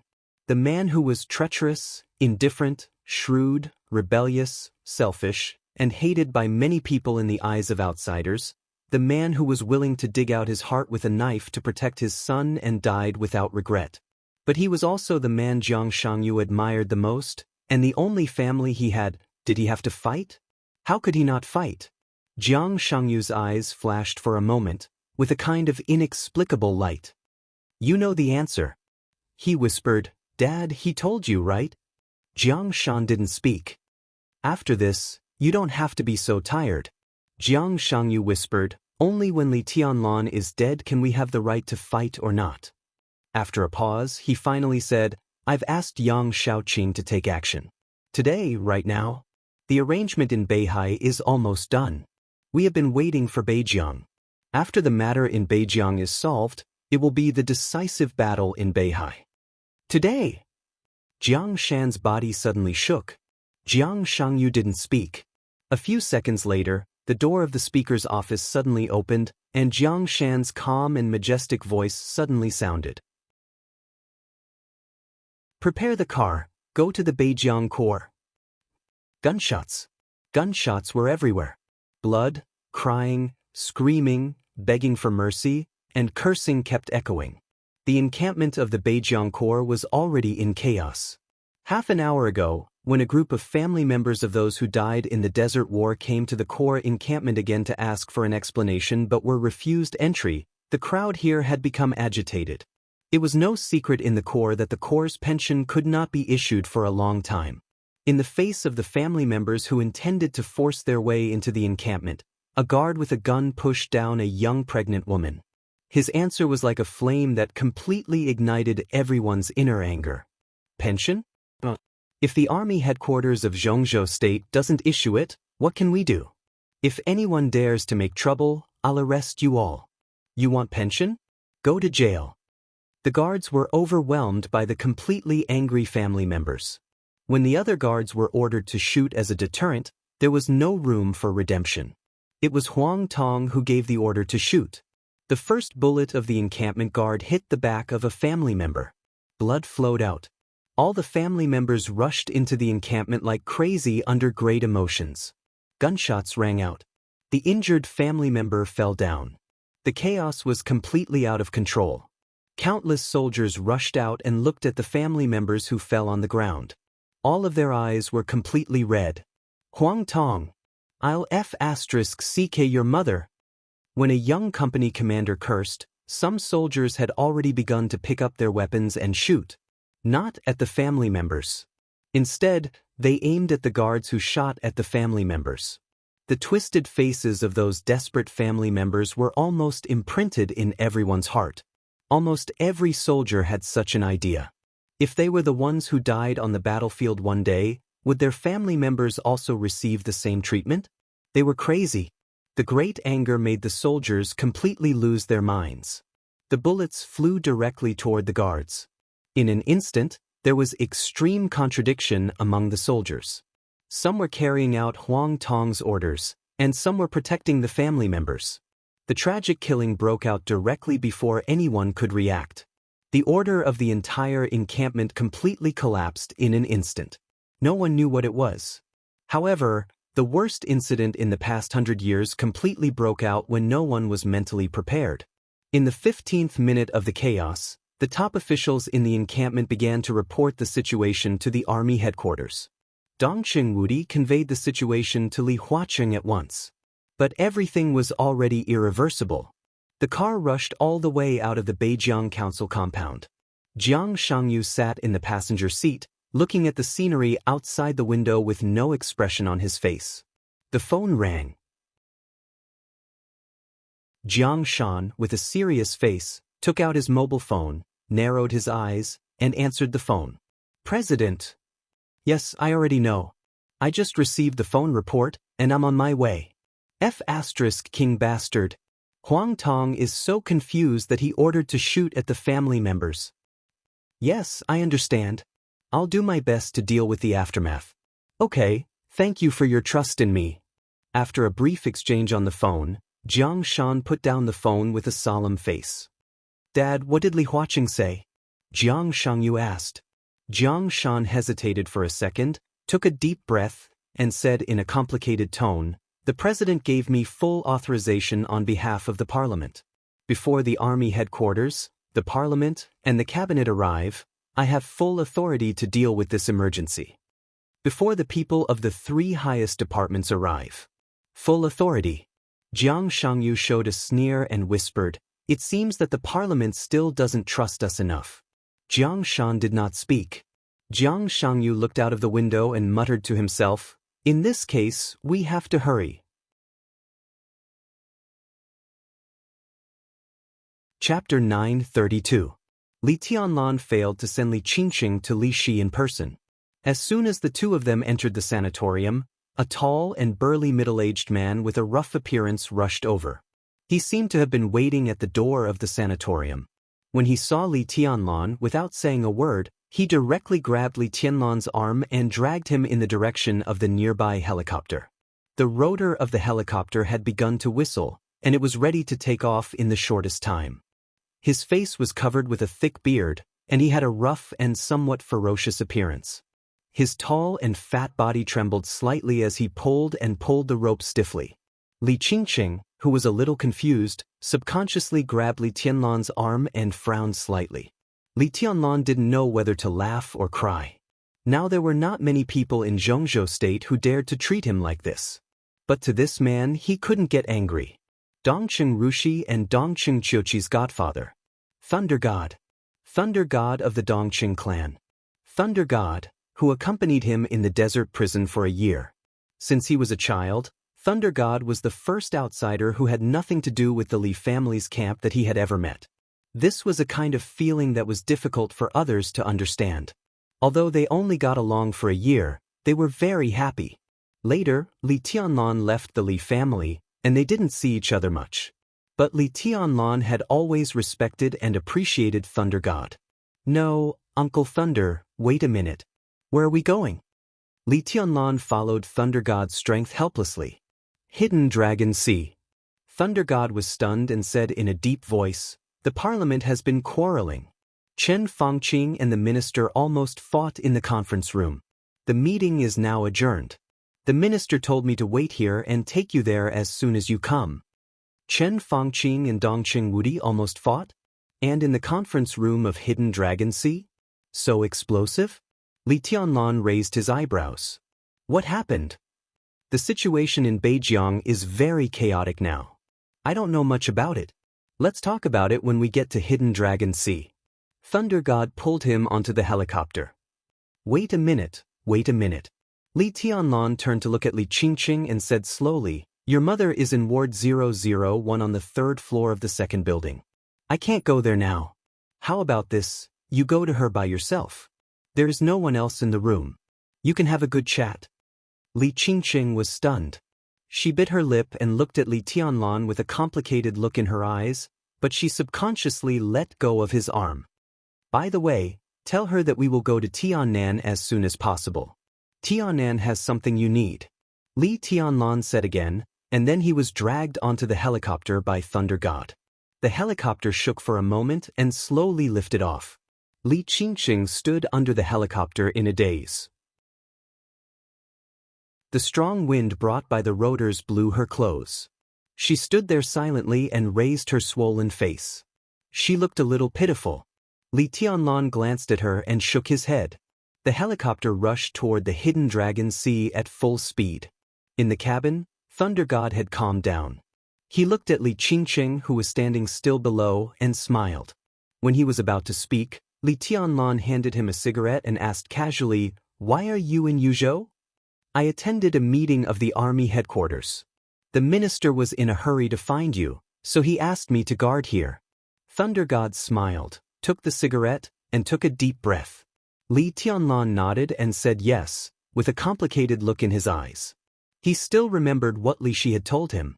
That year, more than 20 years ago, when he and Dongqing Rushi were just born, it was Thunder God who rushed in and called him his godson. As a result, he took Dongqing Rushi away. Then there was the current Li Tianlan and Emperor Dong's palace. Li Tianlan felt a little helpless. Things had come to this, and he had no opinion on Thunder God. He just thought of the past and looked at Thunder God today, and he inevitably felt a little subtle. "Boy, why are you looking at me like this?" Thunder God scratched his big face inexplicably. "I'm guessing when you will be promoted." Li Tianlan laughed. "Hey." Thunder God rubbed his hands and said, "Probably soon. The minister means that this year I am very critical. If I operate well, there is still hope. He said that you have also helped me a lot." Li Tianlan smiled and did not speak. Thunder God was one of the real core members of the Dongqing clan. His parents were Dongqing Hongguang's comrades in arms. After they died in the early years, Dongqing Hongguang took Thunder God back to the clan for adoption and adopted him as his son. That year, Thunder God was only 4 years old. For many years, as one of the core members of the clan, Dongqing Hongguang completely raised Thunder God as his own son. If he had not carried the wrong child, he would probably be Li Tianlan's godfather now. For such a person, if possible, the Dongqing clan would push him up in any case. Now Thunder God was the commander of the Blood Battalion, with the rank of Lieutenant General. Although there was still a gap between him and the Marshal, in recent years, the Blood Battalion had become extremely important because of the relationship with Tiannan. Thunder God, who had complete control of the Blood Battalion, could be said to be the top real power in the Zhongzhou Army headquarters. After Di Jiang resigned, Dongqing Wudi once again served as the commander of the Border Control Corps, but such a part-time job was destined not to last long. At present, there were 2 candidates for the position of the new commander of the Border Control Corps. One was the old man of the Li family, Eagle King, and the other was Thunder God. Eagle King was originally the only choice, but with a series of changes after Li Tianlan walked out of the desert prison, Thunder God now also had a chance to take the position. The establishment of the new group was destined to leave a large power vacuum in Zhongzhou state. Bai Qingxian joined the new group and took the road of the new group to enter the Zhongzhou parliament, which also meant that the power of the Dongqing clan did not have to worry about Bai Qingxian. This part of the power could completely turn to support Thunder God and let him go further. As for Li Tianlan himself, there was no difference between the Li family and the Dongqing clan. He had never felt that the Li family had treated him badly, let alone that the Dongqing clan had done him wrong. No matter who became the new commander of the Border Control Corps, Eagle King or Thunder God, Li Tianlan had no opinion. However, from the perspective of working together, if Thunder God, who had been with Dongqing Wudi for a long time and was more familiar with the Border Control Corps, could take the position, it would undoubtedly be the best result. I can't guarantee anything now. The situation is too chaotic and the result is not clear. Let's wait. When the matter in Beihai is over, it can almost be settled. Li Tianlan said softly. Thunder God nodded knowingly. The helicopter landed on the tarmac near the conference room in the Hidden Dragon Sea in the shortest time possible. Thunder God did not go down. Li Tianlan walked alone in the direction of the conference room. The adjournment in the conference room continued. The content of this meeting was extremely sensitive. There were no secretaries or staff inside or outside the conference room. In front of the fish pond at the door of the conference room, several directors were standing there, but they did not speak to each other. They were staring at the fish pond in a daze. Li Tianlan glanced around and did not see Li Huaqing, Chen Fangqing, or Dongqing Wudi. Seeing Li Tianlan appear, everyone's eyes fell on him at once. Zhou Yunhai, the leader of the North Group, who was closest to him, came over with a smile and shook hands with Li Tianlan. When did your majesty arrive in Yuzhou? Just arrived. Before I could take a breath, I was pulled here. Li Tianlan's hand slightly tightened, and his tone was easygoing. You've had a hard journey. Zhou Yunhai patted Li Tianlan's palm. Let's go. Let's have a chat with Senior Zhou. Everyone who saw this scene had mixed feelings. Especially the directors of the academics and the Southeast Group. Although the North Group was still the North Group, everyone knew that with the exposure of the military counselor's identity, the North Group was now almost a part of the new group. Although Zhou Yunhai was still the leader of the North Group, his heir was already the backbone of the new group. Such cooperation was completely the integration of the two forces, and it was so stable that no one could see any hope of destruction. Zhou Mulin, another leader of the giant group, was feeding the fish in front of the fish pond. There was only a little fish food left in his hand. The old man moved slowly, as if he could stand like this until it was dark. Senior Zhou. Li Tianlan's voice was full of respect. Every time I see you, I feel old. This feeling has become more and more obvious recently. Zhou Mulin turned around with a smile and looked at Li Tianlan. His voice was a little emotional. Li Tianlan did not know how to answer, so he just smiled. Zhou Mulin was the oldest among the 9 directors. He had passed the age of 70 and was bound to retire after this term. But he was not unwilling. His only son, Zhou Yuanshan, was developing very well in Jiangxia. According to the current momentum, the whole Zhongzhou state would be Li Tianlan and Zhou Yuanshan's world in more than 10 years, unless there was a big accident, such as Li Tianlan's sudden death. Zhou Mulin's face was glowing. He looked at Li Tianlan and said with a smile, "What do you think of this?" In fact, I still don't know what happened. Li Tianlan smiled bitterly. He only knew that there was a big problem in Beijiang, but it should not be too serious. Otherwise, this meeting must be a race against time. How could there be an adjournment? His mobile phone had run out of power, and Emperor Dong's palace could not contact him. At present, he was completely in a state of confusion. Zhou Mulin was stunned. Speaking of which, this matter still has something to do with you, Your Majesty. Zhou Yunhai smiled and said softly, "This is the follow-up of the Desert War in Beijiang. The Beijiang army had a big problem. At first, the Beijiang army took the initiative to provoke the Desert War, but the report to the army headquarters was that they were going to conduct a military exercise in the desert. Now the Desert War is over, but there were too many dead. The army headquarters could not take a stand for these dead. After all, this war was not necessary at all. Zhongzhou state could not give all the dead the status of martyrs, nor could it give them the pension they deserved. So the only thing Minister Dongqing did was to approve the request of the Beijiang army for the exercise. Li Tianlan's mouth twitched. Of course, he knew about this. It was his request not to give the dead of the Beijiang army the name of martyrs. This also meant that the families of all the dead could not enjoy any of the benefits they deserved after their family members died in the war. This alone was enough to push Huang Tong to a dead end, and then tear a huge wound on Huang Tong that could make the prince group bleed. As for the pension, it was a matter for them to deal with.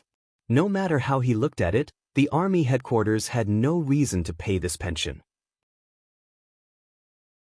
This was the pension for tens of thousands of people. Zhongzhou state was not stingy with the pension for soldiers. Under normal circumstances, the family of a soldier who died in the war would receive millions of dollars. But the number of dead in the Desert War reached tens of thousands. This pension was so large that it was totally unimaginable. It was hundreds of billions of Zhongzhou state dollars. That was hundreds of billions of Zhongzhou state dollars. From beginning to end, the report of the Beijiang army to the army headquarters was just a military exercise. What the hell did they do to ask for hundreds of billions of pension? The exercise was actually a war? The Beijiang army provoked the war privately. How could they have the face to ask for hundreds of billions of pension? If this pension was paid, it was tantamount to setting an extremely bad precedent. Without reason, without explanation, and without listening to orders, the money was given out. Did they really think that the finance of Zhongzhou state was someone's private vault? As for the Beijiang army, Huang Tong could not afford this money at all, not even 1/10 of it. Li Tianlan took a deep breath and asked, Then, just a few hours ago, a large number of family members rushed into the largest station of the Beijiang army to ask for an explanation. Zhou Yunhai laughed. His smile was full of solemnity. I don't know what Huang Tong was thinking. Not only did he not come forward to explain and stabilize the situation, but he ordered the garrison to shoot and hurt some of the family members of the dead. Li Tianlan's body suddenly shook. He raised his head in shock and said in disbelief, Shoot! That's the problem. Zhou Yunhai nodded with a solemn face. The injury of several family members caused very serious consequences. The news spread very fast. Now there are tens of thousands of family members in Beijiang, and now all of them are rushing to the station of the Beijiang army to fight the garrison. They are more than 100,000 civilians, and they are the family members of the soldiers. Some of Huang Tong's loyal soldiers in the Beijiang army carried out the order to shoot, but a large number of ordinary soldiers were also enraged by Huang Tong. They took off their uniforms and took up guns to protect the family members of their fallen comrades. Under such circumstances, although there are many family members, Huang Tong's troops have occupied the arsenal of the military region. It has been nearly an hour since the incident happened. No one knows how many people have died in Beijiang. The minister is also in a difficult position. Li Tianlan's face was livid. After a long time, he squeezed out a word from between his teeth. *CK. No matter how this matter was handled, there would be unimaginable consequences. It was very simple. This was originally a matter of paying or not paying. Pay! The Beijiang army could not afford it, and the finance and army headquarters of Zhongzhou state had no reason to pay. Once this precedent was set, a large number of military expenses of Zhongzhou state would be used for some messy things in the future. Not paying? Those family members were bound to start fighting desperately. This problem had already been placed in front of the parliament. But now with the sound of gunfire in Beijiang, the whole thing was completely in a desperate situation. In any case, Huang Tong's order to shoot was incomprehensible. In any case, this matter had to be completely controlled. If those family members were killed by Huang Tong without a reasonable result, which soldier in Zhongzhou state would dare to fight for Zhongzhou state in the future? It was no exaggeration at all. Not a single one. Not a single one. Li Tianlan took a deep breath. When he was about to say something, a voice suddenly sounded. Tianlan. Li Tianlan turned his head subconsciously. In front of the conference room, Dong Qingwudi appeared with a livid face. Seeing Li Tianlan, his face eased for a moment, and he nodded. Come in with me. We need to discuss something.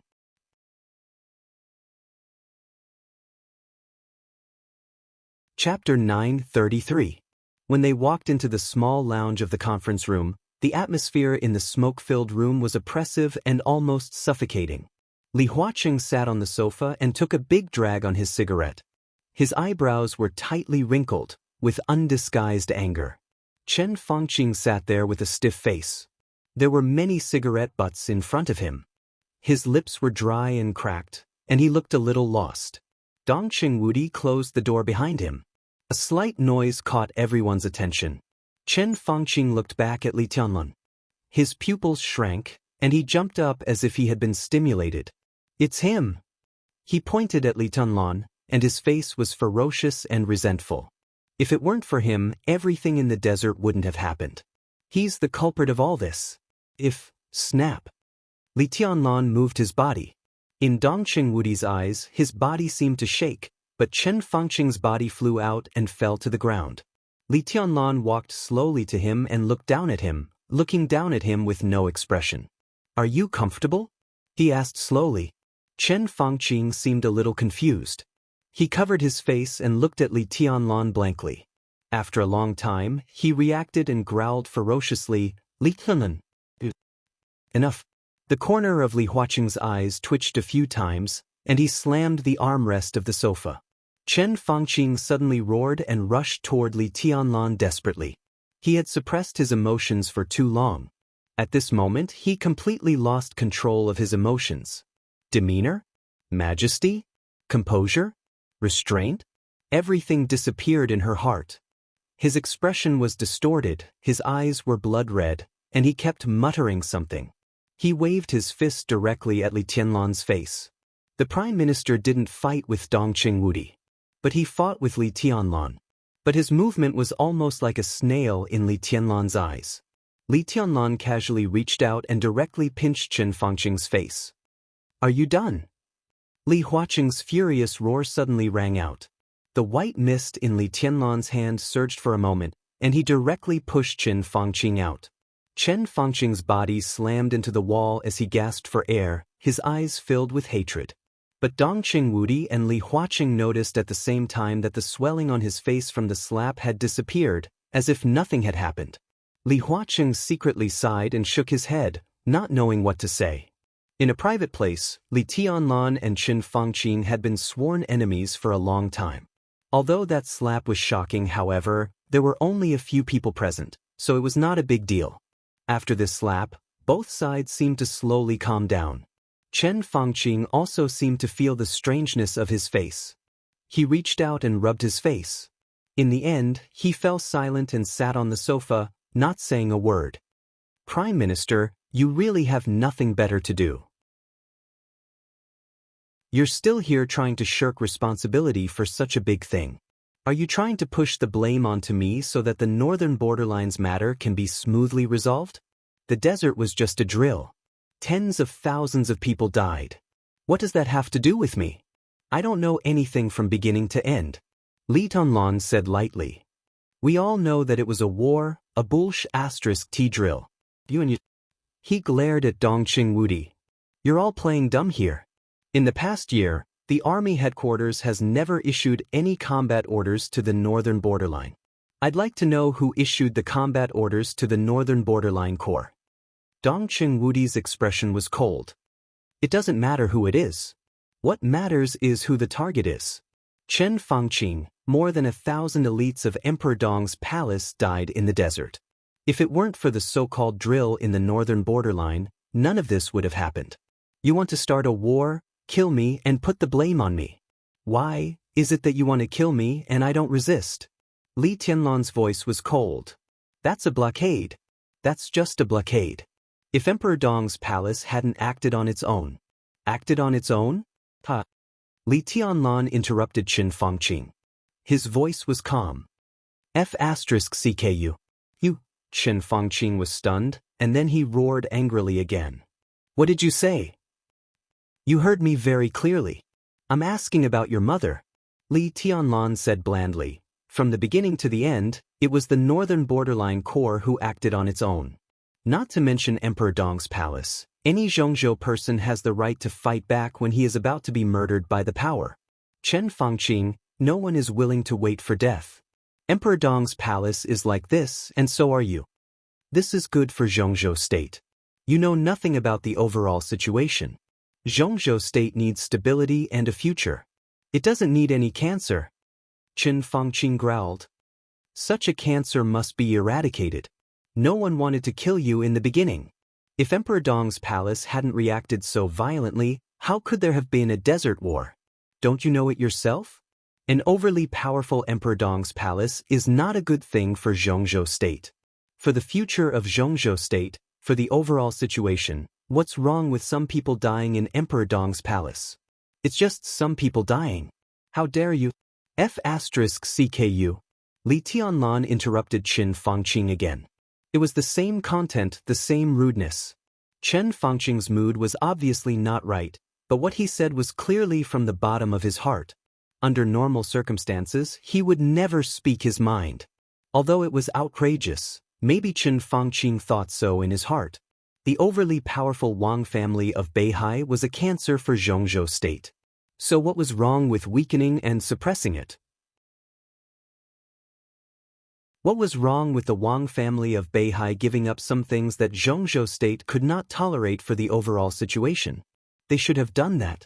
The gradual rise of Emperor Dong's palace was not in line with the interests of Zhongzhou state. It was just a blockade. As long as they blocked Li Tianlan's channel of news, they could suppress the Wang family of Beihai.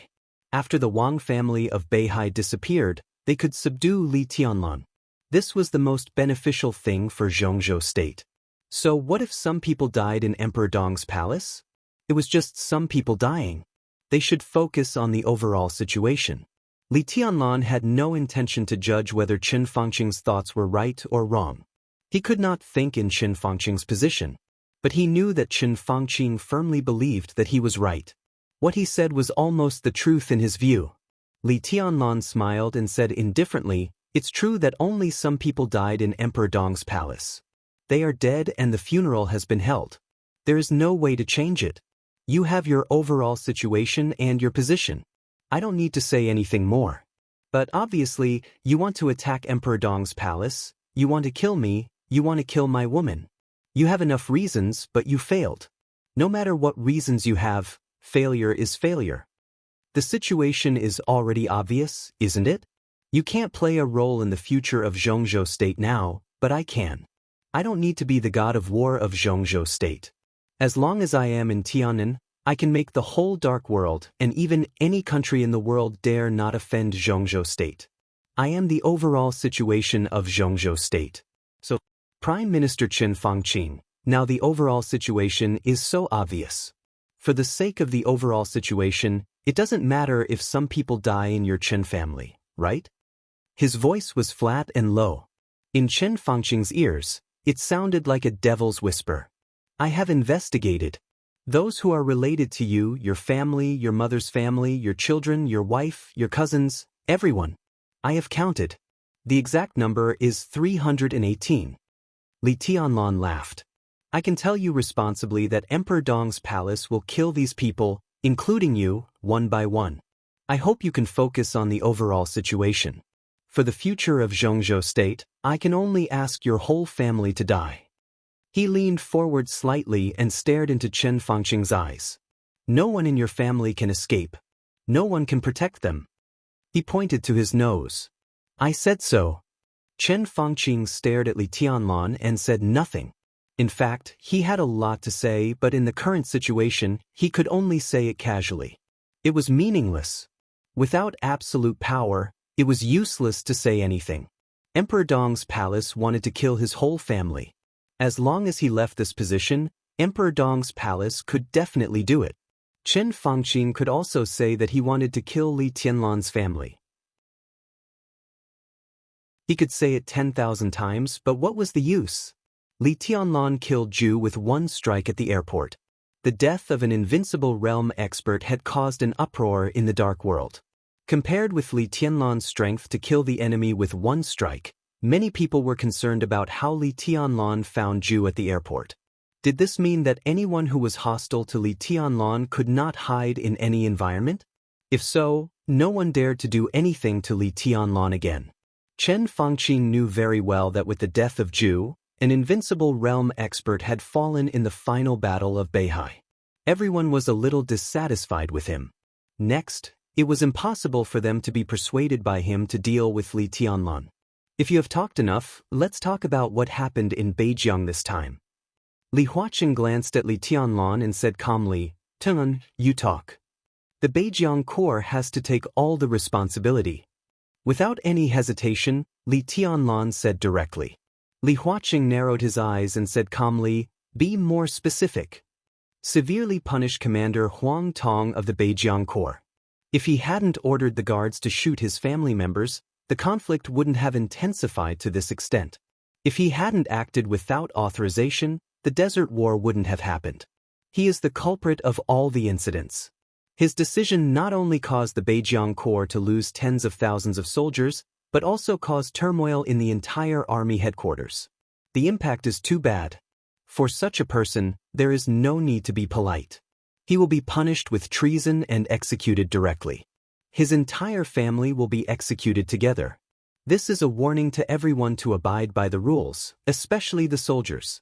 Only the parliament of Zhongzhou State and the army headquarters of Zhongzhou State can lead the soldiers, not the cabinet. In the future, whoever still wants to act on his own will end up like Huang Tong's family. Chen Fangqing's face was livid and unusually ugly. Li Huaqing said expressionlessly, "Go on." All the officers above the rank of Major Colonel who participated in the Desert War, if they die, will be executed without compensation and their families will not be taken care of. If they are alive, they will be executed, and their families will be put in prison. If a colonel is demoted to a basic officer, he will be expelled from the army and sentenced. This will be publicly announced to the entire Zhongzhou State. All the deputy officers of the Beijiang Corps will be executed. Middle-level officers will be removed from their posts and investigated. Those with questionable stances will be put in prison. What happened today? All the guards who shot at the families of the deceased will be executed. This may not be merciful, but there is no camera here, and there is no need to emphasize this point. The Beijiang Corps must set an example and punish them severely so that everyone understands the consequences of not abiding by the rules. I will never agree.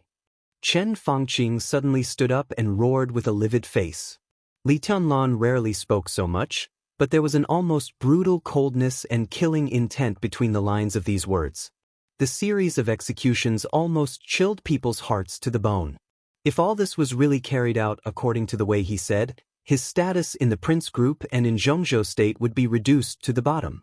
With Dong Chengwudi's current position, his power would be more consolidated, and the orders of the army headquarters would be more unimpeded. And in the Prince Group, all the generals would probably consider leaving the Prince Group, and the strength of the Prince Group would also be greatly weakened as never before. Chen Fangqing could not agree to this in any case. And then? Li Huaqing looked up at Li Tianlan and asked slowly, "If we do as you said, what about the families? What about the pension?" That was hundreds of billions of pension, which was not a small amount for any country. Basically, a large war of a superpower was just this amount of pension. Of course, Zhongzhou State could afford this money. But the key was why it should be taken out. This was completely inexplicable and unnecessary expenditure. It was all because of the unauthorized action of the Beijiang Corps. They reported to the army headquarters that it was a maneuver. In any case, Dong Chengwudi could not pay for the maneuver of the Beijiang Corps. As he said, why? If he paid this time, it was estimated that in the future, there would be people in all theaters of operations who dared to disobey the army headquarters. Because in any case, the army headquarters would pay the bill. The military expenditure of Zhongzhou State was not used for this. As for Chen Fangqing's cabinet, he wanted to pay the money, but he could only think about it. If the Zhongzhou State Finance Department paid the money, he would probably step down the next day. Zhongzhou State was rich, but it could not pay the money. But the problem of pension had become like this, and it had evolved into a problem related to the foundation of Zhongzhou State. More than 100,000 families deserved attention. At this moment, presumably all the soldiers in Zhongzhou State were paying attention to this matter. The money could not be paid. But the pension had to be paid. Emperor Dong's palace can take out the pension and pay it in one lump sum, Li Tianlan said. His voice was calm, indifferent, and confident. It was a feeling that could really make people understand what it meant to be rich and powerful. Dong Chengwudi glanced at Li Tianlan. Li Huaqing fell silent. Chen Fangqing suddenly froze. Li Tianlan paid this pension? This huge pension of hundreds of billions of yuan? To the people of Beijiang.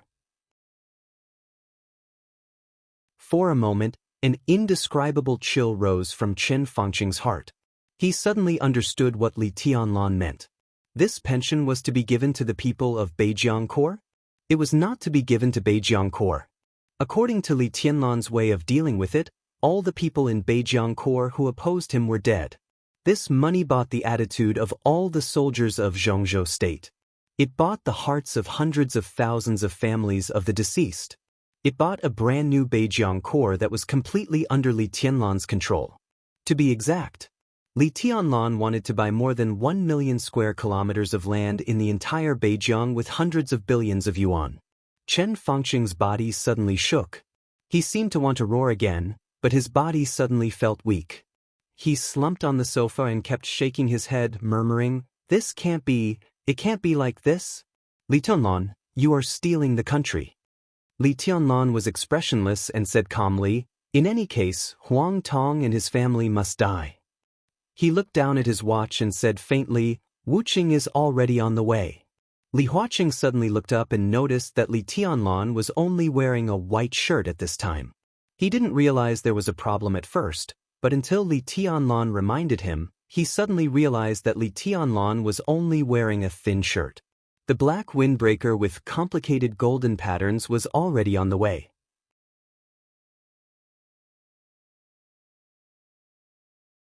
Chapter 934. Gunshots, explosions, angry roars, screams, buildings collapsing, and people rushing. Countless voices reverberated in the huge study room, like a chaotic and complicated symphony. Blood was everywhere on the screen. Twisted, desperate, angry, and sad faces crossed each other. People kept falling, and bullets streaked across the screen from different directions. Suddenly, the guards' dormitory collapsed in a huge explosion.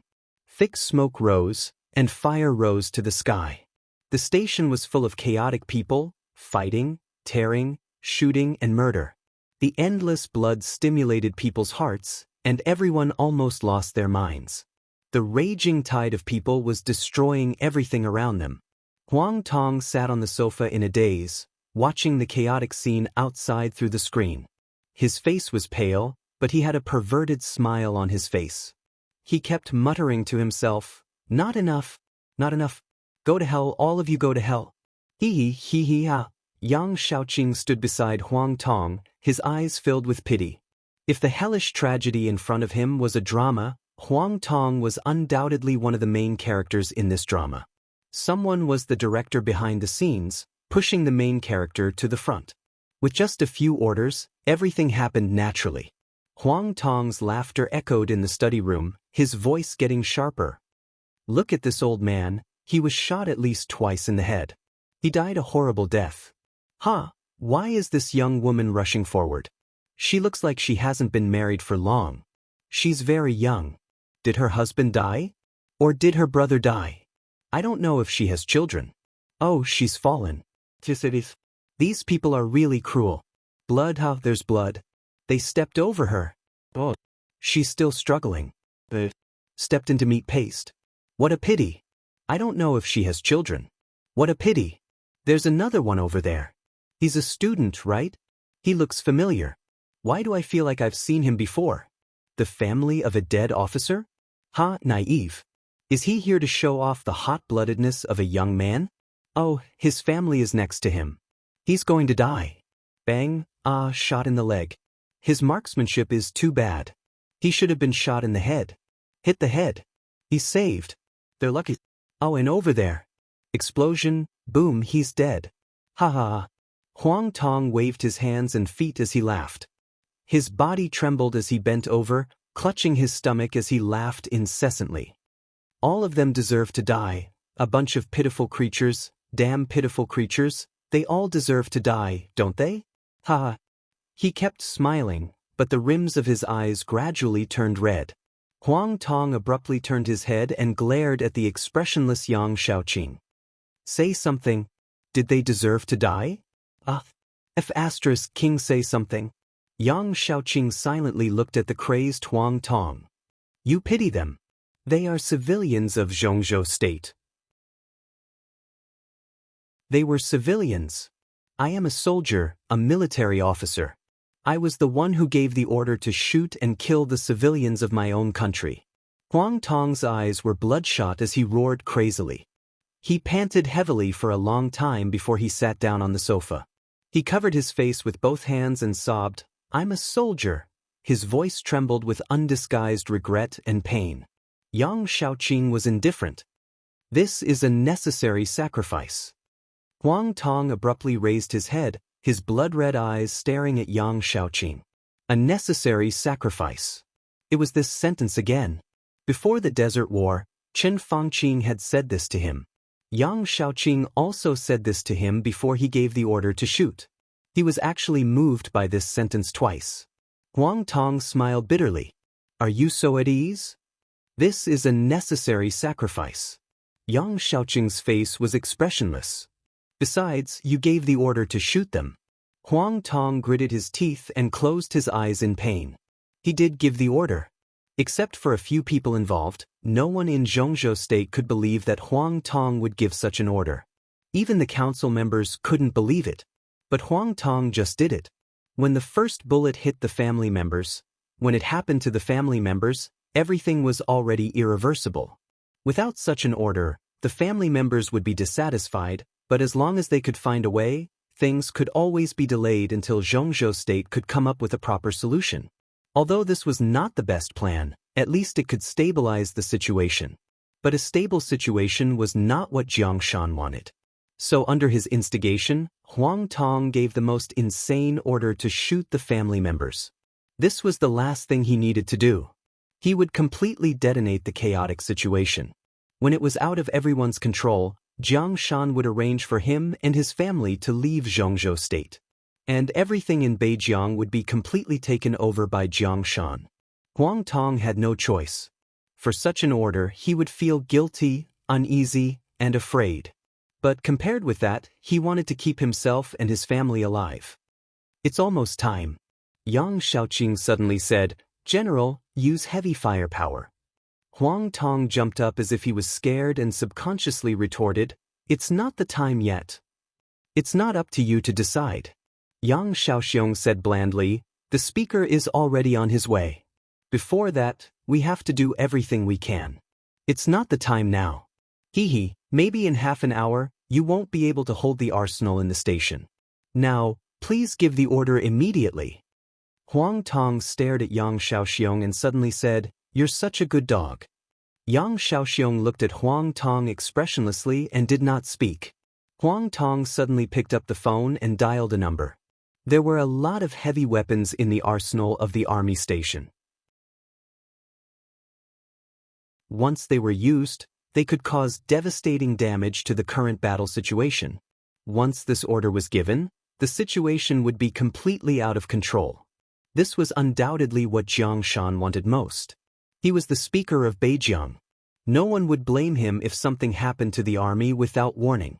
At this time, he must have gotten the full power to deal with this incident. Full power. It also meant that the more chaotic the situation was, the more power Jiang Shan had. The phone rang twice. A fierce and ferocious voice sounded, General, it's me. What should I do? This is the last order. After it's done, come here immediately. We'll leave Zhongzhou State together. Now you let, whoosh, a soft voice suddenly rang out. Huang Tong opened his mouth and wanted to give the order. But when his lips opened and closed, he suddenly couldn't say a word. Countless warm liquids seemed to suddenly spurt out from his throat. He opened his mouth hard, but he couldn't make any sound. A hard-to-look-at light penetrated the villa of the commander of Beijiang army in an instant. The sharp light penetrated the window and tore Huang Tong's throat. Without any pause, it penetrated Yang Xiaoxiong's body again. The sharp sword energy was mighty and everywhere. The flying light penetrated from one side of the villa. Without any pause, it penetrated from the other side and disappeared in an instant. Huang Tong's body stiffened as he touched his throat. Copious amounts of blood dripped from his neck into his hand.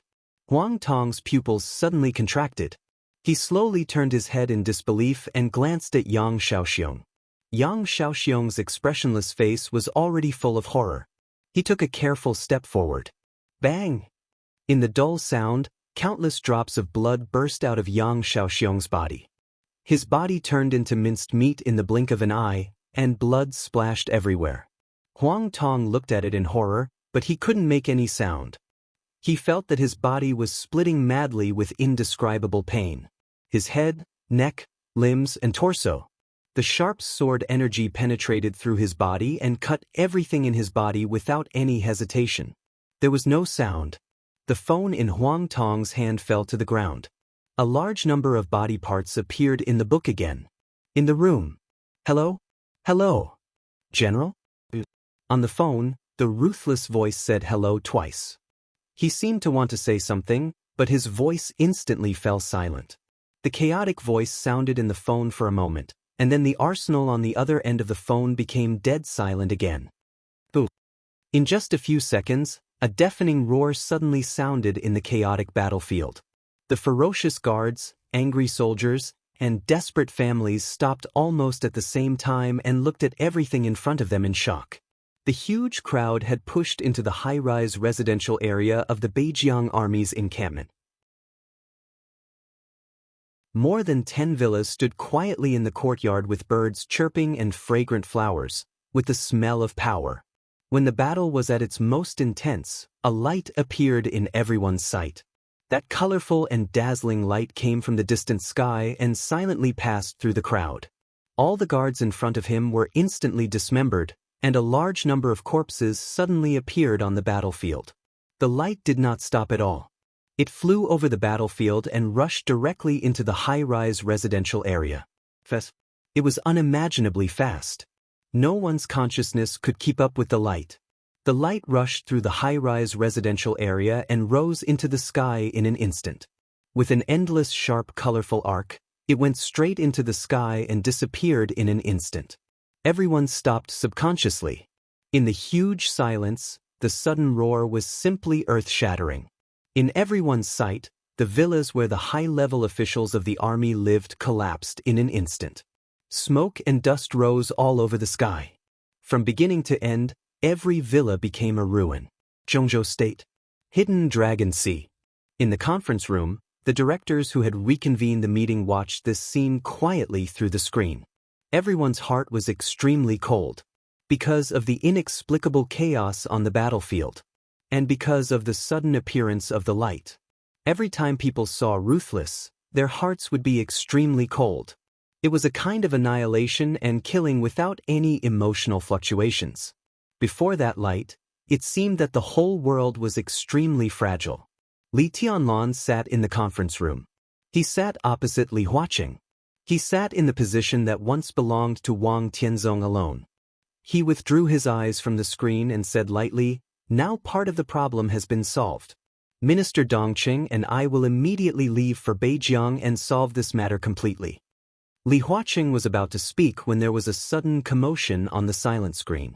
Li Tianlan narrowed his eyes and raised his eyebrows slightly. The chaotic crowd was completely separated. On the screen, Jiang Shan, who was in a hurry with anger and anxiety, appeared on the screen under the protection of the crowd. Li Tianlan frowned and suddenly felt a little uneasy. Everyone's eyes were focused on the screen again. They watched Jiang Shan walk to the highest position on the battlefield on the screen. They watched him face all the soldiers and their families. They watched him bow to everyone. They watched him mercilessly denounce the crazy practices of Huang Tong and the Beijiang army. They watched him give a speech to calm people's hearts. Everything was going according to plan. It was steady and quiet. It looked like a natural performance. Jiang Shan's voice echoed in the whole conference room. It was powerful and firm. Please rest assured that the pension you are concerned about will be in place. Beijiang will take this matter as a top priority. They are all martyrs who sacrificed for the country. They should be taken care of by Zhongzhou State and Beijiang. I promise in my own name that the pension will be in place as soon as possible. His voice was low and firm. If Zhongzhou State can't give this money, then Beijiang will be fully responsible for it. I am the speaker of Beijiang. If Zhongzhou State doesn't give this money, I will give it to you. Everyone's expression suddenly changed. Li Tianlan suddenly stood up with a livid face.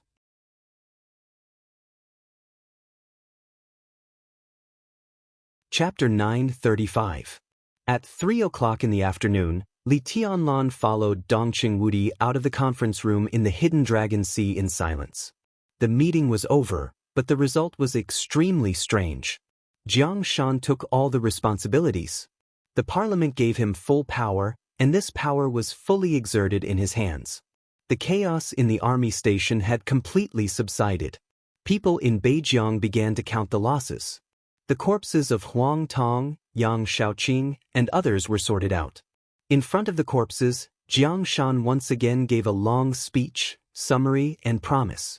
On behalf of Beijiang, he promised all the families that the Parliament of Beijiang would be responsible for the pension of the war dead and provide various care for their families. Jiang Shan said a lot. From the beginning to the end, the council members almost watched the whole process. But neither Li Huaqing nor Li Tianlan said a word. When Jiang Shan's speech was over, the meeting in Yuzhou was also over. There was no way not to end it. Jiang Shan did all the things he should and shouldn't do, made all the promises, and took all the responsibilities. There was no more detailed and full power than this. When he finished, the council members found that they didn't even have to go to Beijiang. In fact, that was the case. Until Jiang Shan's speech was over, he cut off the communication with the parliament. Jiang Shan didn't mention letting the leaders of the parliament go to Beijiang, nor did he mention any financial subsidies in the situation to the parliament. It was a feeling of being really calculated. All the emotions were suppressed in his heart. From beginning to end, Li Tianlan's expression was extremely cold. Jiang Shan's move was a little sudden. Sitting in the car, the driver started the car, and Dongqing Wudi, who had been silent for a long time, finally spoke. No one can take away my things. Li Tianlan's voice was light, but his words seemed to be mixed with a gust of ice wind. My things. He put extra emphasis on these words. On the first night he walked out of the desert prison, or to be exact, when he was still sorting out the corpses of the members of Emperor Dong's palace in the desert, he had already valued Beijiang. It was about 1/6 of the area of Zhongzhou State. It was the largest province in Zhongzhou State, vast and sparsely populated, with infinite possibilities. So when he spoke to Dongqing Wudi on the phone that night, he made a request. The war dead of the Beijiang Corps could not get the title of martyr, nor could they get pension. For Zhongzhou State, the former was more important. For the families of those who died in the war, the latter was more important. Moreover, the Beijiang Army Corps started the Desert War, but the report to the army headquarters was a maneuver. This was completely an act of its own initiative, involving hundreds of billions of compensation. It was basically impossible for Zhongzhou State to let the finance department pay this money, let alone from the military budget. However, if they did not fork out this sum of money, the families of the tens of thousands of dead would definitely not let it go. The surviving soldiers of the Northern Frontier Army would also have thoughts in their hearts. But this could not be blamed on Zhongzhou State or Li Tianlan, because the operation of the northern borderline was initially reported as a drill. It was just a drill. If they couldn't get the compensation, all the family members and the surviving soldiers of the Northern Borderline Army would vent their hatred and resentment on Huang Tong and the Northern Borderline Army. This was undoubtedly the result that Li Tianlan wanted. Huang Tong's fate was destined to be incomparably miserable. The resentment and hatred of hundreds of thousands of his family members and countless soldiers would be enough to tear Huang Tong into pieces at the right time. This was also the result that Li Tianlan wanted. Everything started with Huang Tong's death. The loss of control of Beijiang and the hearts of the northern borderline army could tear a huge wound inside the prince group. And when the situation became critical, Emperor Dong's palace would take the opportunity to solve the problem of Zhongzhou state's compensation. Although this astronomical figure was not small for the current Emperor Dong's palace, taking it out was far more than a serious blow. Huang Tong's death let countless people vent their resentment. Emperor Dong's palace did not care about the loss of the Desert War and began to contribute money and manpower. Li Tianlan's purpose was very clear, which was to buy people's hearts. Once the money was in place, at least the northern borderline army would be completely under the control of Emperor Dong's palace. After that, Emperor Dong's palace would continue to strengthen its control over Beijiang by a series of means. Just as Qin Fangqing said, when this sum of money was spent, with some other actions, Li Tianlan bought the entire Beijiang province with these hundreds of billions of yuan. At that time, the army headquarters of Zhongzhou state would still not become the martyr of the northern borderline army. But after taking control of Beijiang, Li Tianlan would give the families of the war dead the treatment that the martyrs deserved, not the standards of Zhongzhou state, but the standards of Emperor Dong's palace. This would be extremely attractive. It was entirely possible that most of the hundreds of thousands of families of the war dead would stay in Beijiang and contribute to the future development of Beijiang. Stealing the country? Li Tianlan did not think so, but he had to admit that once this idea was realized, Beijiang would indeed be freer, more sensitive, and more powerful than it was now. Li Tianlan originally planned to start this plan after the decisive battle in Beijiang.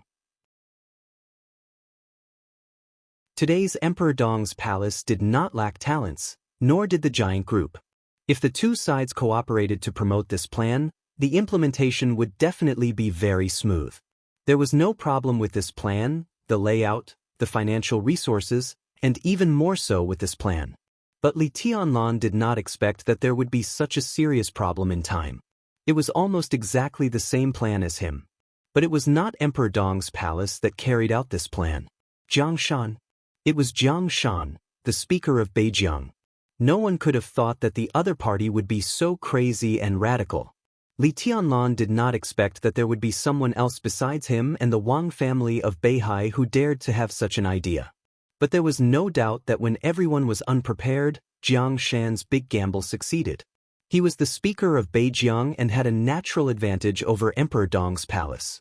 Now almost all the steps of Li Tianlan's plan were in place by Jiang Shan. This seemed impossible. But at this stage, no one could stop Jiang Shan from doing this.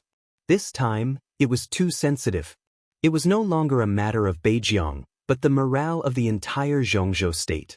In any case, it had to be solved quickly. For Li Tianlan, this was a complete failure. But the funny thing was that such a failure was not due to strategy, resources, or strength. It was due to time. That was all.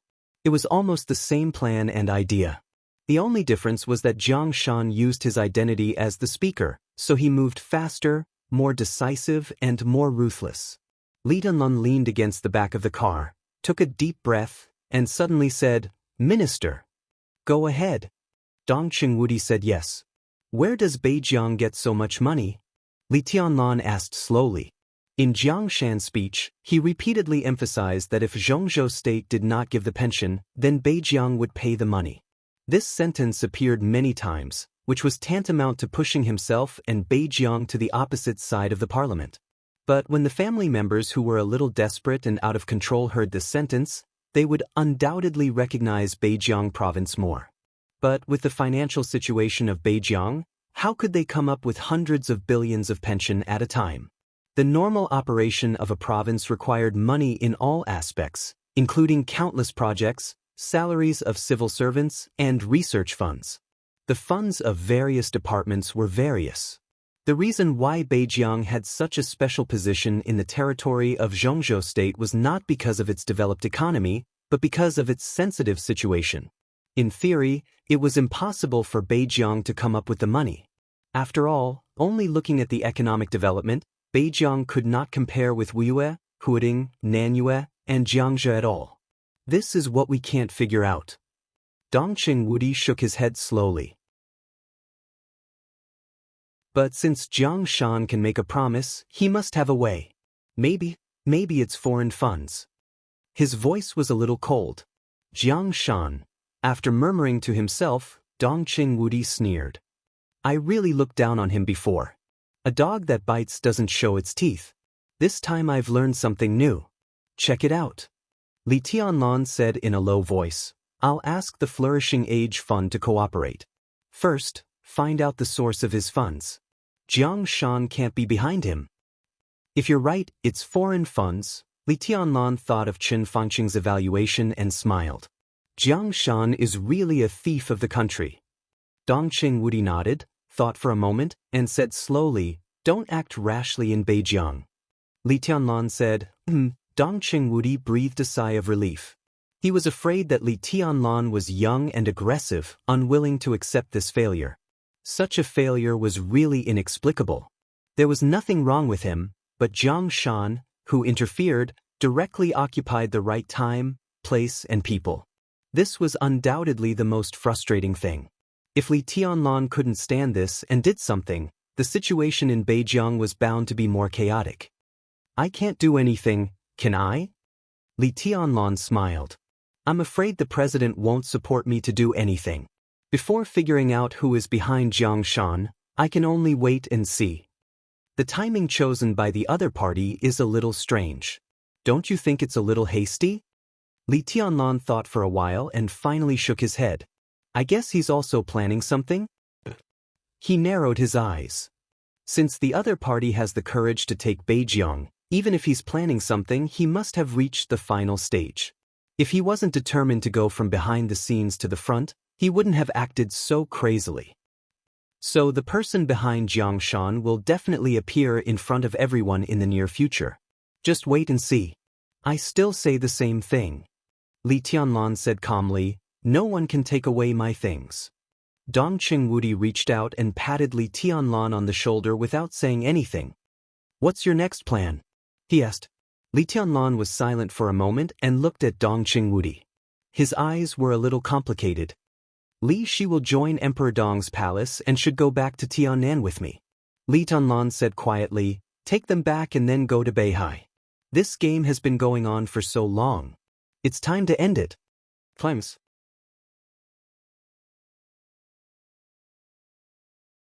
Chapter 936. Returning to the sanatorium, Li Tianlan saw a very strange scene without any psychological preparation. The floor where Li Shi was located was still quiet. The brisk footsteps echoed in the floor. Li Tianlan was not close, but he could feel that the other party was happy or even excited just by listening to the footsteps. Li Shi? Or Li Qingqing? Li Tianlan felt a little inexplicable. When he stepped on the steps, an unexpected figure suddenly appeared in his sight. He was holding a pot of boiling water in his left hand and a large number of snacks in his right hand. He was well-dressed, gentle, and did not look aggressive, but his temperament would never be ignored. He was handsome, elegant, and gentle like jade. When Li Tianlan walked into the corridor, he didn't seem to notice it at all. His handsome face seemed to be thinking about something, and he kept grinning foolishly. Their gazes met in midair. His face suddenly stiffened, then solidified, and finally turned into guilt and embarrassment. Li Tianlan stared at him strangely. Why are you here? Aren't you recuperating? Ahem, Lin Yuxian coughed and tried to calm down his embarrassment. During this time, the strange image of a silly boy to Li Tianlan began to disappear and became familiar to Li Tianlan. I've been bored in the house for a long time, so I came out to take a walk. Li Tianlan opened his eyes and looked at him speechlessly. It was understandable that he came out to take a walk after being bored for a long time. But he came out to take a walk and suddenly walked thousands of kilometers? After recuperating in Tang, he felt bored, so he came to Yuzhou? You've really gone far. Li Tianlan sneered subconsciously. Hey ha, Lin Yuxian laughed dryly. When did you come? Li Tianlan asked and took the hot water and snacks from Lin Yuxian's hand. But he did not expect that Lin Yuxian would not let go of them, as if they were treasures, and he wanted to hide them behind him quietly. I can do it. Well, I just arrived and had breakfast in Yuzhou. Li Tianlan paused, and his eyes became more and more strange. Had breakfast in Yuzhou? Yesterday, Lin Yuxian was still recuperating in Tianan. That was to say, he had set off for Yuzhou in the middle of the night? Counting the time, it seemed that as soon as he left for Kunlun City, Lin Yuxian had already begun to arrange a plane to come to Yuzhou. Kunlun City? Kunlun City? At this time, Li Tianlan's heart suddenly moved slightly. He looked at Lin Yuxian carefully and did not speak for a long time. Lin Yuxian became more and more uncomfortable. He coughed and said, "If there is nothing else, I will leave." He carried his things and was about to go downstairs. "Are you here for Li Qingqing?" Li Tianlan looked at Lin Yuxian up and down, and his tone was a little weird. Lin Yuxian's face stiffened, and he subconsciously wanted to deny it. But when he thought of his purpose of coming and what he was doing now, it was obviously unreliable to hide it. He coughed and said softly, "I think I have hope. What do you think?" "Are you serious?" Li Tianlan laughed and seemed to find it interesting. "You know each other before? I don't remember meeting you. I've seen him once. Back then in Huading. When we ambushed Gu Qianchuan, we met Gu Xingyun. At that time, Li Qingqing was by Gu Xingyun's side, and I stabbed her with a sword. Have you forgotten?" Lin Yuxian complained, "Your memory is really bad." "It seems so. We met once." "Love at first sight?" Li Tianlan blinked and said, "You are so vulgar." "Love at first sight? Bullshit. What is vulgar?" Lin Yuxian looked angry. "When you saw my sister, didn't you fall in love at first sight?" "Of course not," Li Tianlan said confidently. He seemed to think of his first meeting with Qin Weibai, and a smile gradually appeared at the corner of his mouth. "At that time, your sister fell in love with me at first sight." Lin Yuxian gritted his teeth and said angrily, "F*CKU. Young man, be careful what you say." Li Tianlan patted Lin Yuxian, who was older than him, and said earnestly, "Isn't it my sister that you want to pursue now?" A sister-in-law was also a sister. There was nothing wrong with it. Li Tianlan laughed and said, "Qingqing also calls me brother-in-law. Yuxian, call me brother-in-law. Yuxian, I will fully support you." "Sister? Sister, your sister. Let's go." Lin Yuxian slapped Li Tianlan's palm angrily. After Qin Weibai became the Qin patriarch of the Lin clan, Lin Yuxian called her sister and Li Tianlan brother-in-law, but only once. It was more like a situation of recognition. After all, Lin Yuxian was 2 years older than Li Tianlan. But now, if he really pursued Li Qingqing, he would definitely call him brother-in-law in the future. This was his *king brother-in-law. What kind of mess is this? Lin Yuxian shook his head in confusion and turned to go downstairs. "The ward is here. Where are you going?" Li Tianlan was a little confused. "Qingqing is taking Auntie downstairs for a breath of fresh air." Lin Yuxian said, "I'm getting them some snacks." He raised the kettle in his hand and said, "I can make a pot of tea." "What a lackey!" Li Tianlan praised sincerely, as if he had discovered Lin Yuxian's new attribute. When he was the heir of the Lin clan, he did not expose this attribute, nor when he served as the commander of the Nightmare Legion. But when he met Li Qingqing, this attribute was directly exposed, which was totally worth it. "Get out?" Lin Yuxian glared. "I can't help it even if I want to get out. I also want to go over and talk to them." Li Tianlan went downstairs slowly and said, "You have to be careful. My relationship with them is much better than their relationship with you. Tut, you stabbed them with a sword at that time. What a sin. With that sword, you can't lick them back even if you lick them for a year. F*CK, if I hadn't helped you that year, help me stab Li Qingqing with a sword? Are you crazy? I made a mistake. That sword was aimed at Gu Xingyun. That's a good excuse." Lin Yuxian was so angry that he couldn't speak. After a moment of silence, his face suddenly changed slightly, revealing a smile. "I heard that Li Shi is going to join Emperor Dong's palace?" Will Qingcheng also go to Tiannan in the future? Do you really plan to fight a protracted war? Lick them until the end, and you will have everything. Don't you have nothing? If you talk like this, we really can't be brothers. Who is your brother? I am your brother-in-law. The two went all the way downstairs and walked into the garden behind the inpatient building. A small pavilion was located in the middle of the garden. The cold winter wind blew over and refreshed the mind. Li Tianlan completely saw the way of survival and strong desire to survive of a liquor. Lin Yuxian carried things all the way and trotted into the pavilion. His smile was bright. He opened the snacks and arranged the tea set. He almost called her aunt, and his voice was unbelievably eager. Li Shi obviously noticed something. She looked at Lin Yuxian thoughtfully, and her smile was somewhat meaningful. Li Qingqing opened a bottle of yogurt and sipped it. Her clear eyes fell on Lin Yuxian and listened to him chatting with her mother. You are still injured. Why do you run so fast? Li Tianlan walked into the pavilion. Sarcasm was sarcasm, but he did not hesitate to help. It's just a minor injury. It doesn't matter. It's cold. This tea tastes good when it is freshly brewed. Lin Yuxian smiled and coughed. Li Shi took a deep look at Lin Yuxian, and her eyes shifted from him to Li Tianlan. Li Shi had put down the yogurt and stood up subconsciously, a little reserved. All the way from Kunlun City to Yuzhou, the taciturn Li Tianlan had left a deep impression on her. The majestic and seemingly limitless sword energy pushed her all the way over mountains and rivers, and the whole world seemed to be under his feet. She stood there a little nervously, and her heart was full of awe. Her fingers seemed to be gently touched and pinched. Li Qingqing turned her head subconsciously and looked at Lin Yuxian curiously. Lin Yuxian handed over a small bag of beautifully packaged snacks. His voice was calm and gentle. This is delicious. Try it. Thank you. Li Shi looked at Li Tianlan silently. After a long time, she spoke softly. You're welcome. Li Tianlan waved his hand. In the future, Kunlun City will not threaten you. Li Qingqing, who had been pulled to sit down by Lin Yuxian, stood up again. She looked at Li Tianlan, and her eyes were a little evasive. She hesitated and said, How is he?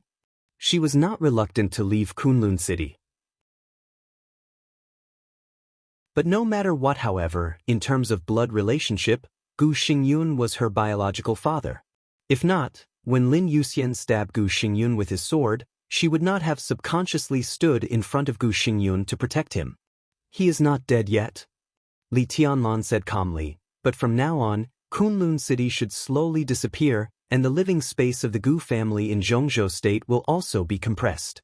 Li Qingqing was lost in thought and silent. Li Shi pulled her daughter's hand, looked at Li Tianlan and whispered, The poison in Qingqing's body. What poison? Li Qingqing was stunned. Li Shi hesitated and did not speak. Li Tianlan glanced at her. I didn't ask Gu Xingyun for the antidote. In fact, in the situation at that time, even if I asked, Gu Xingyun would not give it. In his heart, since he was finished, it might be the best for you to die with him. He shook his head and laughed sarcastically. But this is not a problem. Today you rest for a day. Tomorrow, I will ask Yuxian to take you to Tiannan. You can go to Little Bai. Qingqing can go to Yudonglai and Elder Yu. They will help you solve the problem of the poison and spiritual suggestion. That poison is very troublesome, Li Shi frowned. That kind of neurotoxin was almost the only way Kunlun City used to control men of sacrifice and some special people. Of course, Li Shi also knew Yu Donglai, the poison doctor active in the era of Li Honghe. She even met him often when she was in the Li family. But no matter how powerful Yu Donglai was, how could he develop the antidote in a short time? If the poison in Kunlun City was so easy to remove, then such a poison would not have the significance of controlling men of sacrifice. I know. Li Tianlan said, Don't worry, Elder Yu has a way. Suddenly, a phone rang. Lin Yuxian took out his mobile phone, raised his eyebrows, and connected it at the first time. Dad. He is with me. Yes, oh. Lin Yuxian said a few words and handed the phone to Li Tianlan. It's my dad's phone. He said he couldn't get in touch with you, so he called me. He wants to meet you. After a pause, Lin Yuxian said, to say goodbye. Climbs.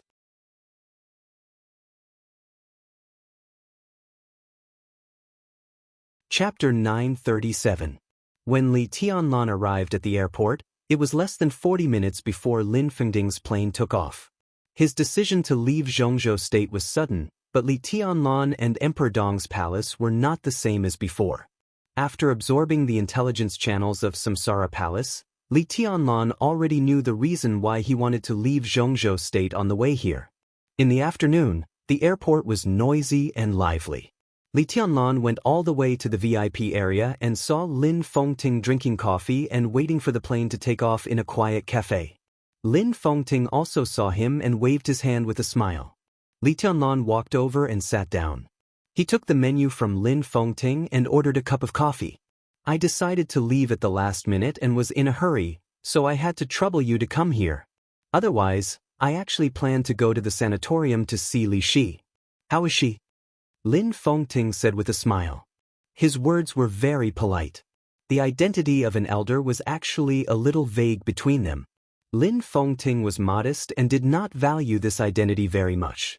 In fact, Emperor Dong's palace and Li Tianlan could be said to be the top force and the top strength in the dark world. Such a person, no matter how young he was, needed to be respected, at least not too casually. Not bad. Li Tianlan shook his head. But the injury is still too serious. It takes a long time to recuperate, and it is unlikely that she will recover her combat capability in a short time. It's not bad. Lin Fengting was a little emotional. Li Shi, he shook his head. The two were friends many years ago. If there were not so many things later, their friendship should be very good now. Lin Fengting laughed at himself and suddenly said, "How is the matter in Beijiang?" It was hard to make what happened publicly a real secret. The chaos in Beijiang had spread throughout Zhongzhou State and then the whole world.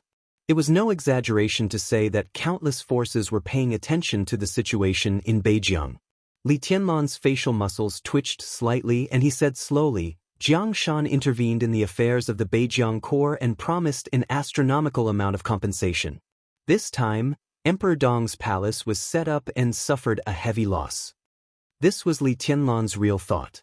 It could be said that he was determined to win everything in Beijiang.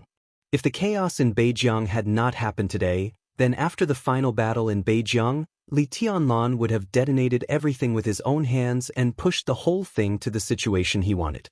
The entire northern frontier was an important part of his empire's territory. The vast area meant a large number of secret bases. The tough folk customs meant a steady stream of combatants. The extremely rich mineral resources in Beijiang could be turned into economic resources that could be slowly developed. The farming area ranked first in Zhongzhou State meant that Li Tianlan could rely on Beijiang to solve the problem of insufficient farming area in Tianan and focus on the development of the tertiary industry. With the participation of the Flourishing Age Fund, Emperor Dong's palace had no shortcomings in a short time. But if the development plan was planned for hundreds or even hundreds of years, Beijiang was undoubtedly the best base in Tianan. Although hundreds of billions of compensation was shocking, if this money was used to buy Beijiang, it would definitely be a profitable business. It was such a great opportunity, but it was ruined because of time. Jiang Shan was the first to conquer the northern borderline. It was like taking a piece of flesh out of Li Tianlan's heart. It was not an exaggeration to say that it was a heavy loss. Jiang Shan, Lin Fengting was a little surprised, but also a little relieved. If it's him, it's indeed much more convenient than you. No, it's much more convenient. As the old chairman deeply rooted in Beijiang, Jiang Shan completely occupied the right time, place, and people in this incident. The things that Li Tianlan needed some time to operate secretly were not a problem for Jiang Shan at all. Those things were even things that he already had, so it was justifiable. Li Tianlan may be on the Beijiang issue. Think about what to do. Jiang Shan directly skipped this step. He only needed to consider how far he should go. There was no doubt that he could do whatever he wanted. The scenes that he saw on the screen in the conference room today were sufficient proof of his control over Beijiang. Emperor Dong's palace could compete with anyone in the northern borderline, but it could not compete with Jiang Shan. They had no chance of winning at all. But why Jiangshan? Lin Fengting frowned and seemed to be puzzled. Li Tianlan did not speak. This was also a question that he could not figure out. Beijiang. Now in the whole Zhongzhou state, there are only two forces that can compete with you in Beijiang. The first is naturally the parliament, and the second is the Wang family of Beihai. The parliament has a reason to compete, but it will not choose to use this way to create chaos.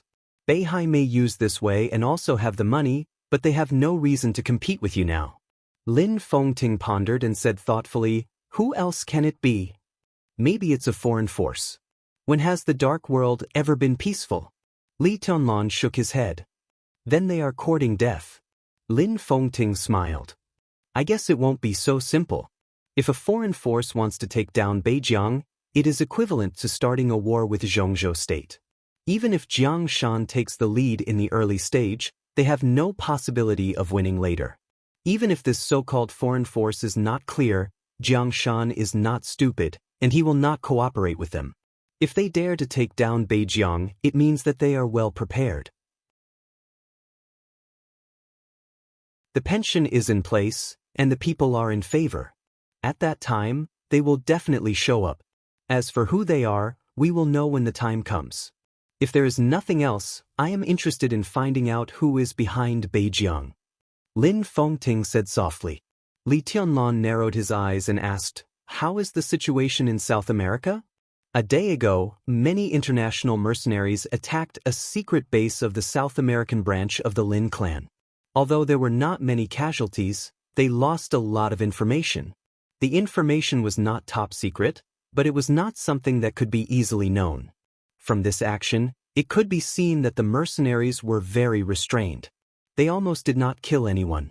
The base they chose was not a very important place, and the information they took was not very important. Obviously, they had scruples. But such an attitude could also be said to be a warning. The shadow of the Jiang family of South America loomed behind them. If the Lin clan did not make a correct response, then the actions of the other party would undoubtedly become more intense. The South American branch immediately asked for help from the headquarters of the Lin clan. The news reached Qin Weibai, and then she passed it on to Lin Fengting. Lin Fengting decided to show up in person. The Lin clan had 12 branches in South America. They were of different sizes, but their combined power was great. The branch that was attacked this time was headquartered in Delunvia. It was the largest branch of the Lin clan in South America. Its comprehensive strength could be regarded as first class even in the whole of South America. The branch patriarch was very close to Lin Fengting by blood, and the two sides had a very good personal relationship. Facing an opponent like the Jiang family of South America, at present, only Lin Fengting could control the situation. Countless branches around the world supported the worry-free villa of the headquarters of the Lin clan, and the headquarters coordinated the win-win development of the major branches in the middle. When necessary, they provided support in terms of force, technology, money, and connections. This was the fundamental mode of survival of the Lin clan and Lin Fengting's most important responsibility. It was impossible for him not to go. Both good and bad. Little Bai told me that the Jiang family of South America participated in the final battle in Beihai. This time, they took action in South America to force me to go there. If I go to South America, I won't be able to help you and the Wang family of Beihai. The other side is conspiring openly. They don't want to be enemies with me, so they might as well have some conflicts in South America first. If I go, this conflict will be a small one. If I don't go, this conflict will be a big one. Lin Fengting's voice was a little cold. Some time ago, when the Jiang family of South America was ready to make trouble, Little Bai asked Horsewoman to go to South America and warned Jiang Guochu face to face. At that time, Jiang Guochu's attitude was still acceptable and he calmed down a lot. This time, I want to see who gave him the courage to touch the Lin clan. If you need any help, just tell me. Well, Wuqing is now in the northern borderline. He subconsciously shook his head, somewhat self-deprecatingly. Wuqing did kill all the high-level members of the northern borderline corps and stabilized the situation. But now, who would thank him? He asked Wuqing to kill people, which seemed to be a preparation for Jiang Shan to take over the northern borderline. Even if he forced himself to pay the compensation amount now, people in the northern borderline would think that it was Jiang Shan's operation. The unwillingness in his heart surged out again. He had been miserable since he entered the secular world, but he had never failed. Therefore, he was particularly uncomfortable with this feeling. He shook his head hard, suppressed his inner emotions, and said slowly, "Wuqing can go to South America. He is on his way back now. Uncle Lin, with Wuqing in your hand, it's enough to destroy the entire Jiang family of South America. I'm going to solve the problem, not to kill." Lin Fengting didn't know whether to laugh or cry. Your killing intent is too strong. From a practical point of view, suddenly destroying the Jiang family of South America is not a good thing for the branch of the Lin clan in South America. I can go there myself. I don't need Wuqing. Li Tianlan nodded and looked at Lin Fengting with some doubts. In fact, he was a little unclear about the meaning of this meeting. But in any case, it was obviously impossible to say a simple farewell. Lin Fengting could leave Zhongzhou State and just make a phone call. But at this time, he specifically asked to meet him. How could there be no business? Li Tianlan didn't know what business it was, but after thinking about it, the most impossible thing that Lin Fengting needed help became the only possibility. Proposing to let Wuqing go to South America was the strongest help Li Tianlan could offer at this time, even more useful than going there himself. Lin Fengting didn't need it, so what did he want to do at this meeting? I came here today to talk to you about Wuqing. Lin Fengting said softly. Go ahead. Li Tianlan kept quiet and nodded. Lin Fengting was silent for a while, as if considering the wording. After a while, he said slowly, you should have some understanding of the nature of Wuqing, right? Murderous weapon? Li Tianlan frowned.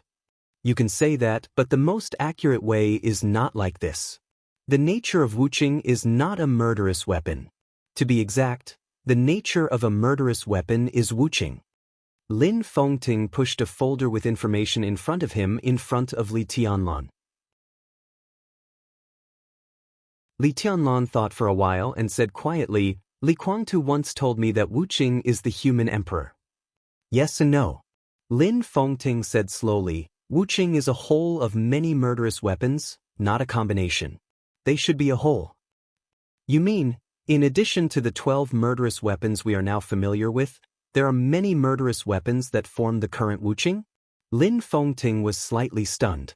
He naturally knew the origin of Wuqing, but he didn't know how to explain it to Li Tianlan. Dongqing Huangdu couldn't explain it, and it was difficult for Wuqing to explain it. But thinking of the final battle in Beihai, the problem of Wuqing must be explained clearly. He was silent for a while, then simply bypassed the question of Wuqing's origin and said with a smile, look at the information first. I copied it from the Lin clan's database. Li Tianlan glanced at him and opened the folder. He pulled out the neatly arranged information. On the first page of the information, there was a simple line of words, like a brief introduction to the information. The origin of murderous weapons.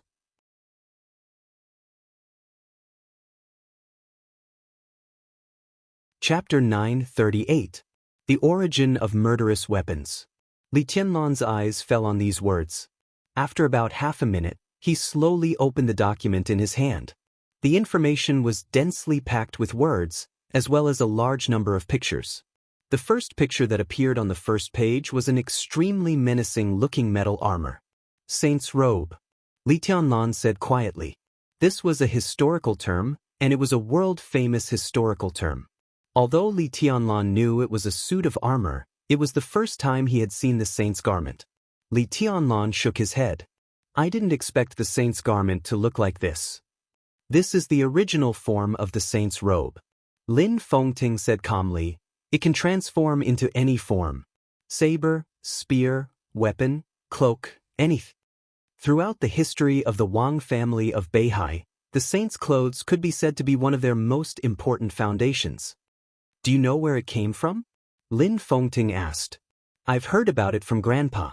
Li Tianlan said, the saint's garment was the strongest individual combat capability the Wang family of Beihai had encountered before it reached the peak. It was about the ancestor of the Wang family of Beihai. It was also related to the ancestors of the Lin clan and the Li family's Zhuanyuantai. The saint's garment was not a product of the Wang family of Beihai's research, but a trophy from the enemy of the Wang family of Beihai. It is said that the saint's garment came from a reclusive family. That history is a little vague now. It involved the Star State War, which was also the war in which the Wang family of Beihai really reached the peak position and the war in which Zhongzhou State became the world's hegemon. Lin Fengting's voice was very light, with a little smile. At that time, the ancestor of our Lin clan was still in the Wang family of Beihai. He was the war god of Beihai, and his status was no worse than that of the chosen one emperor of Beihai. This is the story between the Lin clan's immortal king of war and the North Sea emperor. It is safe to say that the two of them were at the peak of the military force at that time. They were the promoters and the most important executors of the war in Star State. In a crucial battle at the end of the Star Nation War, the two of them ran into the saint's garment. The quiet cafe reverberated with a soft murmur. A breeze that shouldn't have appeared here suddenly swept through the coffee shop. Lin Fengting narrowed his eyes. At this moment, the space in the coffee shop seemed to be fluctuating slightly, distorting at a frequency that ordinary people could not detect. A black figure abruptly walked out of the distorted space and silently appeared beside the coffee table. The black windbreaker floated in the air quietly. Extremely pure sword energy filled the hem of the windbreaker, the cuffs, and the hood. The sword energy stirred the space and refracted continuously, eventually turning into another Li Tianlan. Li Tianlan, who was formed by sword energy, stood in front of the table and looked down at the picture in Li Tianlan's hand. After a long time, he slowly nodded to Lin Fengting. Even though Lin Fengting knew what was going on, he still couldn't get used to this strange scene. He calmed himself down and continued, "At that time, the holy garment was worn by the enemy. Although the enemy was one of the most powerful beings of that era, he couldn't possibly be a match for either the emperor or the god king of war in a one-on-one fight." The two Li Tianlans listened quietly. Lin Fengting knocked on the documents on the table and said slowly, "But because of this saintly garment, the enemy easily injured the emperor and the god of war king. Their attacks couldn't even break through the saintly garment's defenses. They couldn't do anything to the enemy inside the saintly garment." Li Tianlan nodded. He finished reading the first page and turned the page. There were a few pictures on the second page besides the text. One of them was still the holy garment, but there was a short stick beside it. The shape of the short stick was slender and strange. The top seemed to be a clenched fist, but the index finger was stretched forward, forming an extremely sharp point. Ruthless, who was standing in front of the table, seemed to move slightly. "Holy scepter." Lin Fengting's voice was neither hurried nor slow. In that decisive battle, it was this thing that broke through the defense of the saint's robe with a single blow and directly killed the enemy inside the saint's robe. It was an understated and weak attack. "Which emperor did it?" Li Tianlan asked. "No, not the emperor and the god king of war, but he was also the ancestor of the Lin clan. In terms of blood relationship, he was the ancestor of the Lin clan in Europe." Li Tianlan raised his eyebrows. The Lin clan had branches all over the world, but the branch in Europe was the strongest in terms of comprehensive strength. In fact, it wasn't the ancestor who broke the holy garment, but the holy scepter. The scepter and the holy garment were one. When the two came into contact in the battle, they formed a very special energy resonance. The two forces of the same origin accommodated each other. Just one blow directly penetrated the enemy inside the holy garment. After the death of the top expert of the hidden family, the War of Star State soon won a comprehensive victory. Since then, the Wang family of Beihai and Zhongzhou State both reached their own peak. Ruthless didn't speak. Li Tianlan didn't speak either. Only Lin Fengting's voice echoed clearly. After the war, the ancestors of the Wang family of Beihai had a strong interest in the energy of the saint's garment and the saint's scepter. The information left by the hidden family mentioned that the two came from the same magical metal. And it's only a very small part of that piece of metal. Beihai used many methods to contact and analyze that energy. In the end, many scientists confirmed that the energy of the saint's garment and saint's scepter is a new type of energy that has never been seen before. Beihai analyzed the new energy in detail and made a lot of models. During this period, Beihai began to look for the whereabouts of the magical metal. This process lasted about 2 years. A team of scientists in Beihai perfected the model of the new energy after combining a lot of information and finally came up with a very amazing theory. This was the perpetual energy that had appeared in history. The scientist believed that when there was enough of this special energy that had never been seen before, the new energy could produce a real inexhaustible power. This power could form unimaginably huge destructive power, but it could also promote unimaginably huge affairs. The power of the new energy could be cycled repeatedly, and there was almost no loss in the process. Lin Fengting shook his head and said in a sentimental tone, "This kind of theory is an irresistible temptation for any force." When it was proved that this theory not only existed on paper but could even be realized, the ancestor of the Wang family of Beihai launched an expedition to the Western land and put forward the Savior Plan. The Savior Plan? Li Tianlan was a little confused. This term didn't appear in history. In fact, it was more appropriate to call it the Terminator Plan. That was the greatest ambition and madness of that heavenly son. The headquarters of the hidden family with the magical metal was somewhere in the Western land. It took nearly 5 years to find the headquarters of that family. 5 years later, Beihai finally determined the headquarters of the hidden family. At the same time, the Savior Plan began to be officially implemented.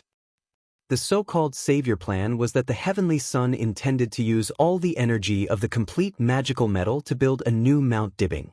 In other words, it was a floating space city with a perfect weapon system and defense system. The floating power, firepower, and defense system of the floating space city could all be supported by an inexhaustible power. The powerful power could make the floating space city reach an incredible speed. Now it seems, Lin Fengting laughed. According to the current understanding, the idea of the floating space city was to gather dozens or hundreds of murderous weapons together to form a weapon system that could continuously fire every minute and second without worrying about energy storage. At the same time, it made an invincible energy shield that could surround a city by gathering the energy of countless murderous weapons. Finally, with the powerful energy power as the engine, the floating space city could float in the sky forever. Once this idea became a reality, the floating space city could appear in any corner of the world at any time and anywhere.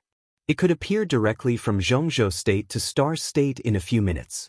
Its energy was endless, so even a nuclear bomb couldn't break the energy shield of the floating space city. The weapons of the floating space city could keep firing without any pause.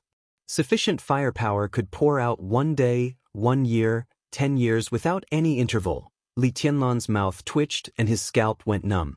Such a result meant one thing. That's right.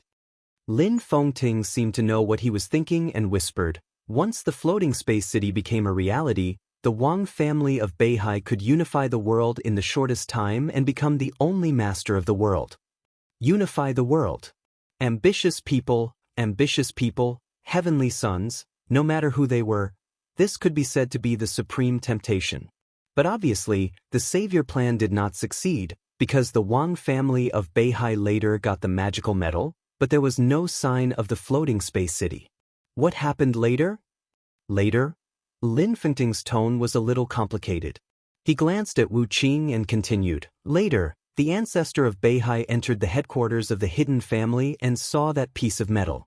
Although he knew before that the metal was a strange energy and living body, he did not expect it to have such high intelligence. This might sound contradictory, but in fact, it was not contradictory at all. Life and wisdom could never be equated. Beasts and plants all had life, but few people would say that beasts and plants would have enough wisdom. They mostly had instincts. But obviously, that piece of metal was not like that. It's almost history repeating itself.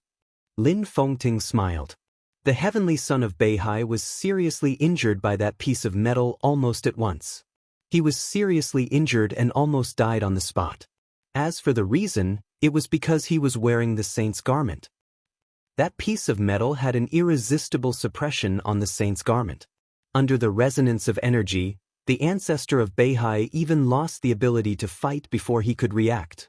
At that time, the Lin clan had been established for a few years.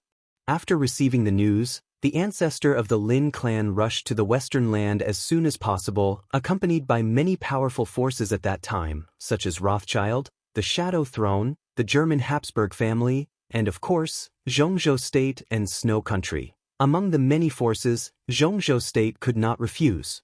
Rothschild and the Habsburg family were allies of the Wang family of Beihai. The Shadow Throne, like now, represented many European countries.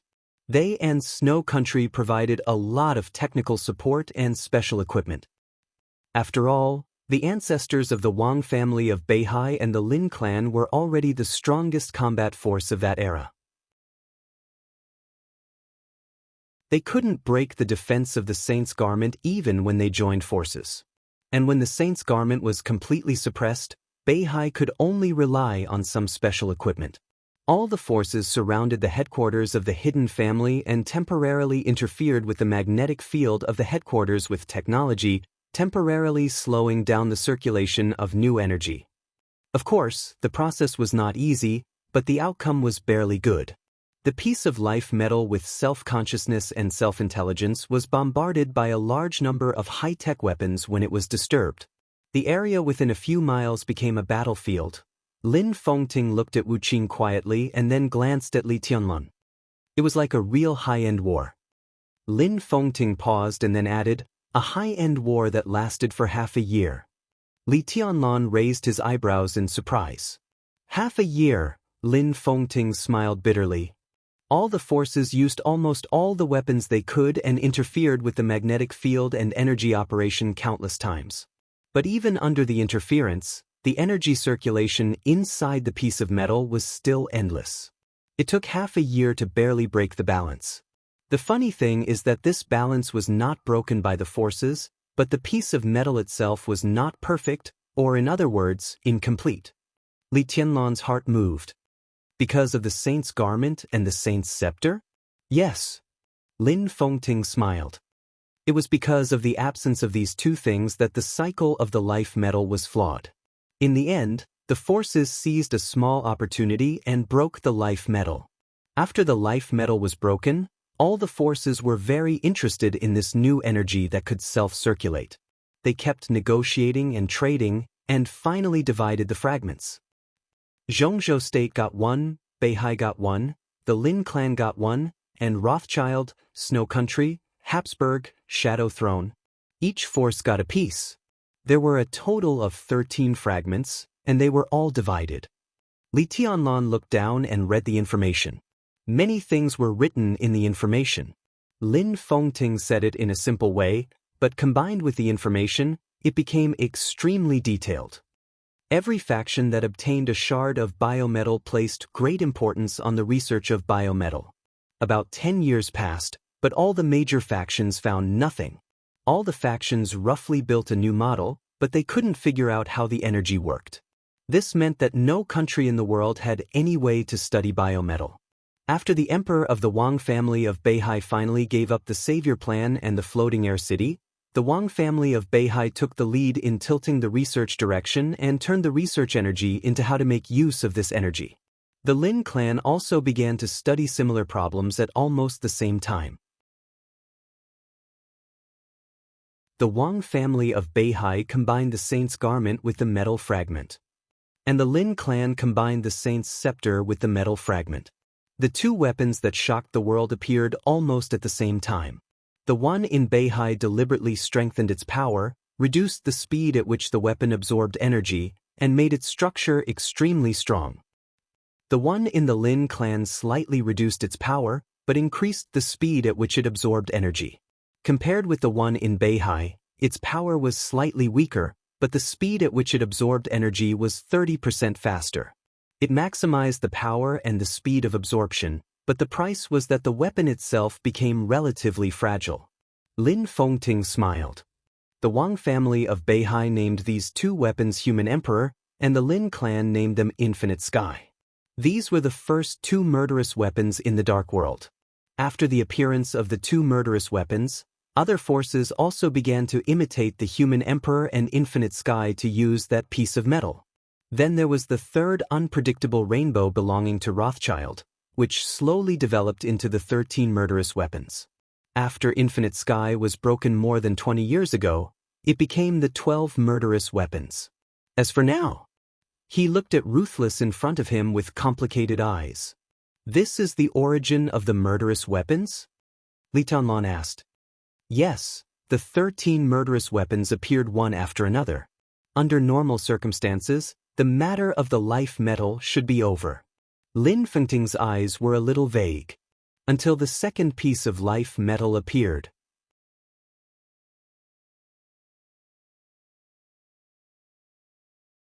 Chapter 939. Li Tianlan subconsciously sat up straight. If he had some understanding of the story Lin Fengting told before, then the last sentence undoubtedly touched the blind spot of his knowledge. There was only one piece of life metal, and all murderous weapons came from that piece of life metal. This was something all the forces in the dark world knew. Where did the second piece come from? If there was a second piece, why hadn't it appeared for so many years? Where is the second piece of life metal? Li Tianlan asked directly. To be precise, it's not the second piece. It's the other half. Lin Fengting smiled. I've said it before. That piece of metal has extraordinary intelligence. We can completely treat it as another kind of life. Having intelligence means that it's afraid of being destroyed. So in that secret war, although the life metal was broken before it was broken, it stimulated all its energy, kept the most core part, and hid itself. The so-called second piece is the core of the original life metal. Li Tianlan frowned slightly. In that case, Beihai shouldn't have been able to find it. This has something to do with the energy cycle mode of the life metal. Lin Fengting shook his head. The life, will, and intelligence of the life metal all come from its energy, such as ruthlessness. When there is enough energy, it is ruthless. But when there is no energy, it becomes Shenyuan Feng.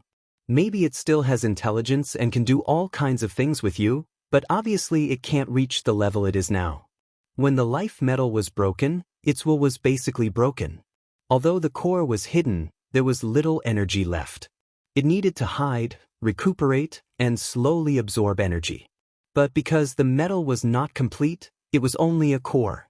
So when there was enough energy, its consciousness also became incomplete. From the perspective of human biology, this is equivalent to amnesia.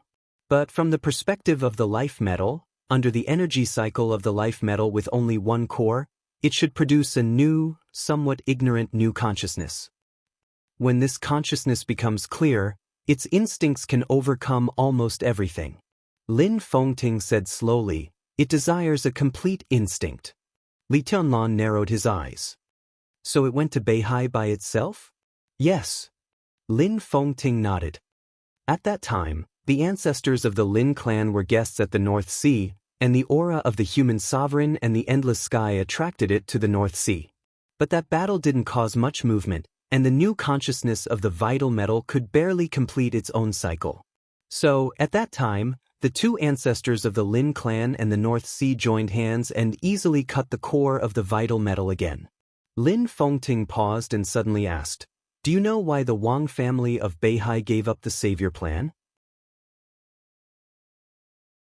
Li Tianlan froze for a moment and said thoughtfully, is it because the energy needed by a piece of vital metal found in Beihai can't really perfectly circulate forever? No, one piece of life metal is actually enough. In theory, it can already create a cycle of energy that doesn't need to be exhausted. It's just that Earth's environment isn't good. His smile was a little strange. All countries are developing the aerospace industry, looking for the so-called life in outer space. There are all kinds of speculations about aliens. The source of the vital metal is meteorites from outer space. From this point of view, the vital metal is a real alien. It can't be regarded as a human, but it is indeed an outer space life with life and intelligence. At present, there is no evidence that the vital metal is an outer space race, but its living conditions are obviously different from those of humans. The environment on Earth is obviously not its cup of tea. It doesn't need water or oxygen. Years of research show that it seems to need a very special kind of cosmic radiation. Only in that state of radiation, its energy cycle is infinitely close to eternal. On Earth, if the Savior Plan is really launched, the vital metal can indeed run for a period of time when its energy is full, but soon the energy will be overdrawn, and it will fall into an energy storage period of at least 100 years. Without that kind of cosmic radiation, such a plan is not feasible. Li Tianlan suddenly laughed. That is to say, if there is something like a spaceship, the vital metal can be used as the engine of the spaceship? Probably. No one deliberately pays attention to this. Spaceship-y, this thing? What can it do if it's an engine? Our current technology is far from meeting the requirements, and no one is willing to banish the vital metal to space again. Li Tianlan nodded and said yes. Compared with the illusory outer space world, the power in the hands was undoubtedly more real. And then, Lin Fengting whispered, because the battle caused by the core was very small, no one except Beihai and the Lin clan knew the existence of the core. At that time, the ancestors of Beihai and the Lin clan decided to make the core of the vital metal the core of the two clans. The two clans used a lot of secret techniques to completely decompose the metal core so that it could form a new consciousness. Before the new consciousness was born, the two clans simulated the theoretical energy of cosmic radiation and activated the metal core to a certain extent. Activated? Li Tianlan asked in reply. The specific situation is recorded in the information. To put it simply, they changed part of its nature, turning it into something similar to an energy body. Then, they used special means to build a secret base specifically to maintain its existence. Li Tianlan's mouth twitched. Now it seemed that he was really listening to a story. After the preliminary work was completed, to be completely safe, the two clans divided the metal core into two. One half was left in Beihai, and the other half was brought back to the Lin clan. In this way, even if the new consciousness had an accident in the future, the two clans could control it with their own strength. Li Tianlan understood now. So, you mean even now, the Lin clan and Beihai still control the core of the vital metal? That's the foundation, not the control. But it has always been in Beihai and the Lin clan. The core was divided into two. The ancestor of Beihai named his part Wuyo, and the ancestor of the Lin clan named it Worryless. The meaning is very simple. With these two things, Beihai and the Lin clan will always be carefree. Worryless. Ruthless. Li Tianlan was silent for a long time before he turned to look at Ruthless sitting next to him. Look at your two peers. He couldn't help but say, compared with them, your name is a bit too lousy, isn't it? Lin Fengting. Ruthless turned his head in a daze and looked at Li Tianlan silently. The extremely condensed sword energy under the trench coat began to dissipate little by little. The face that was exactly the same as Li Tianlan's became blurred. The trench coat softened little by little. Finally, it rested on Li Tianlan's arm and began to play dead weakly. If it's possible, Li Tianlan pinched the trench coat on his arm, hesitated for a moment, and said, I want to see the Worryless of the Lin clan. It's possible, but you can't see it. Lin Fengting said with a wry smile, they are energy bodies, almost illusory. They are in the Lin clan, but I don't know where they are. Energy has no specific shape. Maybe most of the time, they are a mass of air floating in the villa, or they may be a tree simulated by their own ability. Whether they are Worryless or Worryless, they are actually not friendly to Beihai and the Lin clan. But now we have turned them into energy bodies, so they can only rely on us to exist. Both the North Sea and the Lin clan have a secret base that can maintain the worry-free existence of energy bodies. This is a top secret that only the Patriarch knows. That is to say, they should be sleeping in the base most of the time, but we just can't see them. But when our two clans encounter a crisis of life and death, they must show up. Otherwise, once our two clans are wiped out, no one will be able to maintain the secret base that keeps them alive. At that time, what awaits them is also extinction.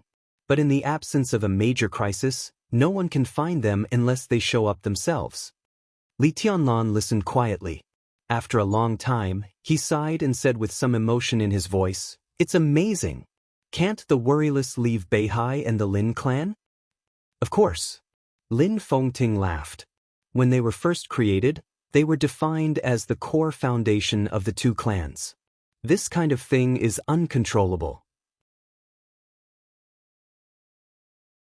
If they can leave Beihai, then our two clans can't find them at all. How can we expect them to be the foundation? And, if they can leave Beihai, the original battle in Mormons would have a different ending. You might not have Xin Yuan Feng anymore. Lin Fengting said slowly. Li Tianlan was suddenly shocked. He raised his head and said in a deep voice, "What do you mean?" Obviously, this was the topic that Lin Fengting wanted to talk to him about today. The core of the vital metal. That kind of activated energy can suppress the power of all murderous weapons to a great extent. If it's a single murderous weapon, Wuyo's energy can make the murderous weapon completely lose control in an instant and turn it into its puppet. Shen Yuan Feng, well, Wuqing is a combination of many murderous weapons, and its state is a little special, but the core is still effective in suppressing it. At present, I don't know to what extent this effect will be, but if the core attacks Wuqing, then Wuqing can't exert its full power at all.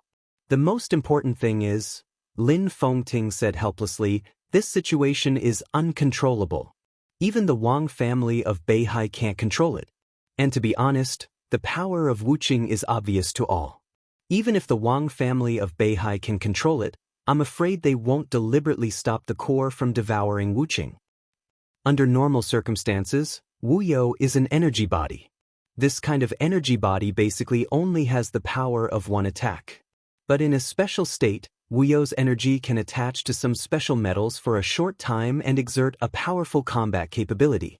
Furthermore, if it's more thorough, then it can transform the human body.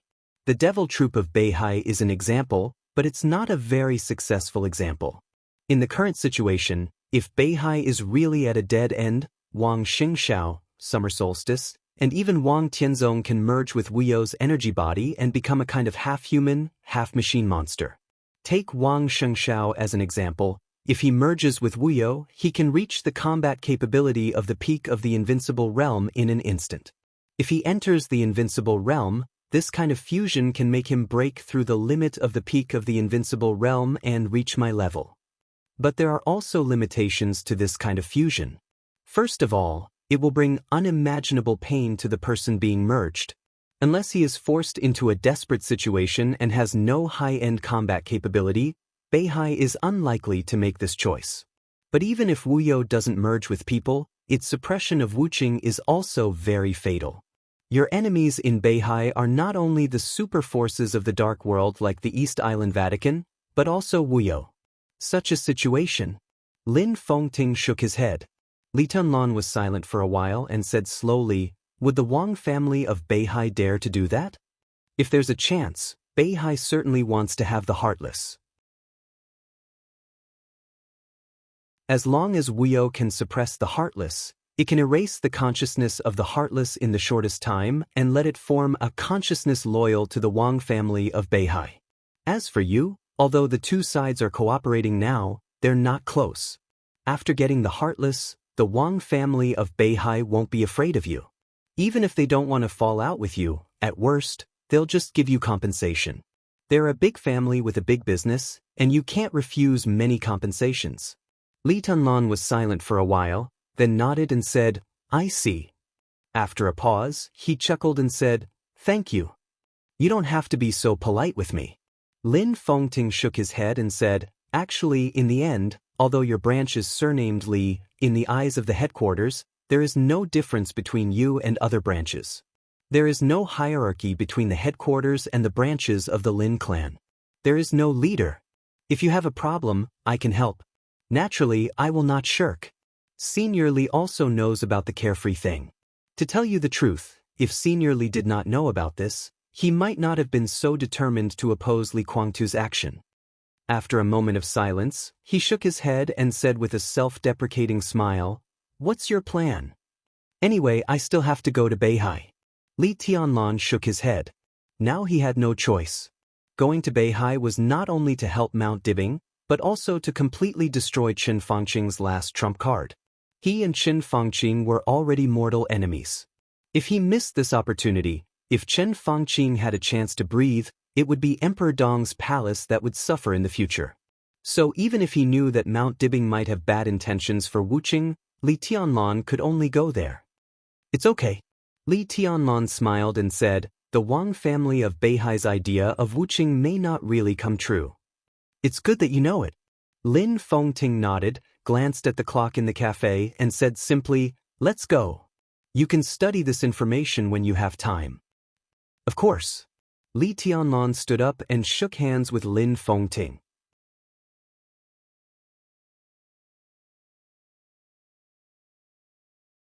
Chapter 940. As the main building of Emperor Dong's palace, the magnificent castle in the center of the palace was a large multifunctional office area. The castle was huge and looked magnificent, but it was like an iceberg. Compared with the part exposed to the public, the part hidden underground was more amazing and larger. The castle had 6 floors. The first floor was the hall. When Emperor Dong's palace was fully developed, there would be many office windows here. Now it was just a prototype. The second and third floors were the office areas for the civil staff of Emperor Dong's palace. Departments such as finance, commerce, logistics, public relations, research and development were divided into blocks on the second and third floors. The fourth floor was the multifunctional area, where dining, entertainment, fitness, and leisure were concentrated. It was a place for the civil staff and senior officials to relax. The fifth floor was the data database and monitoring area. More and more files, materials, and data were stored in the Emperor Dong's palace, and it was equipped with a weapon system and monitoring equipment that had almost no blind spots. Almost every corner of the Emperor Dong's palace could be projected on the big screens on the fifth floor. Similarly, after several upgrades, the weapon system could accurately hit any corner of the Emperor Dong's palace. This 6th-generation weapon system, codenamed Guardian, was completely synchronized with Mount Dibing in Beihai. This was also one of the deals Li Tianlan made with Summer Solstice when he swept across Beihai. In terms of technology, it was the world's top level.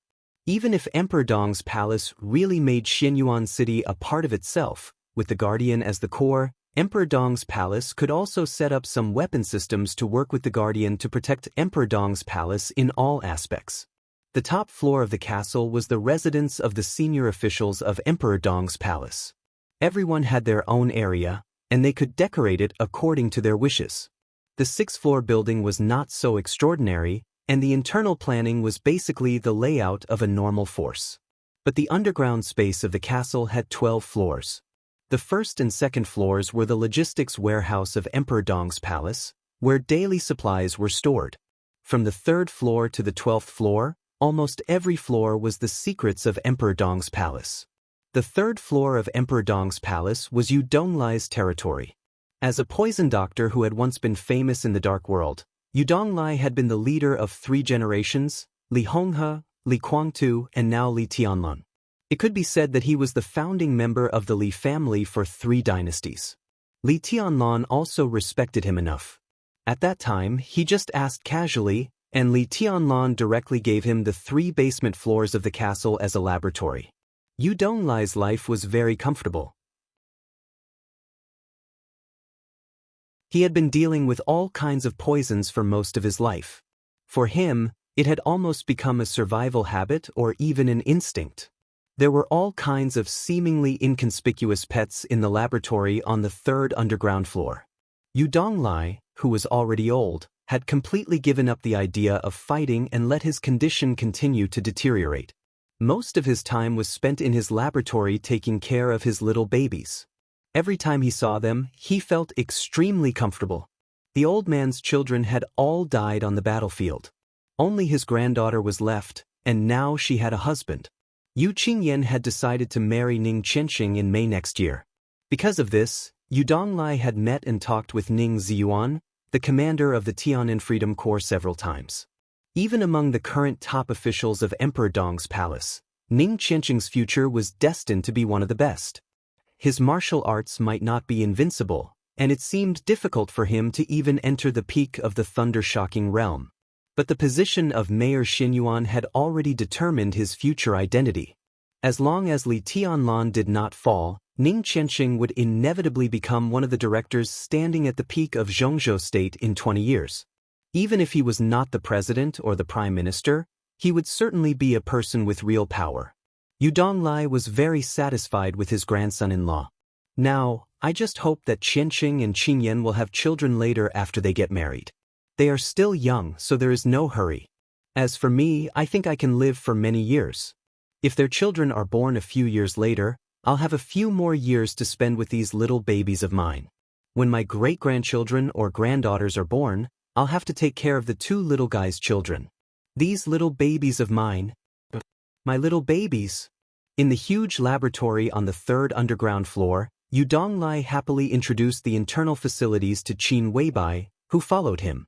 He sounded very happy when he talked about Ning Qianxing and Yu Qingyan. But when he thought of their children and the cute little babies in front of him, his tone inevitably became a little complicated and melancholy, with a trace of expectation and reluctance.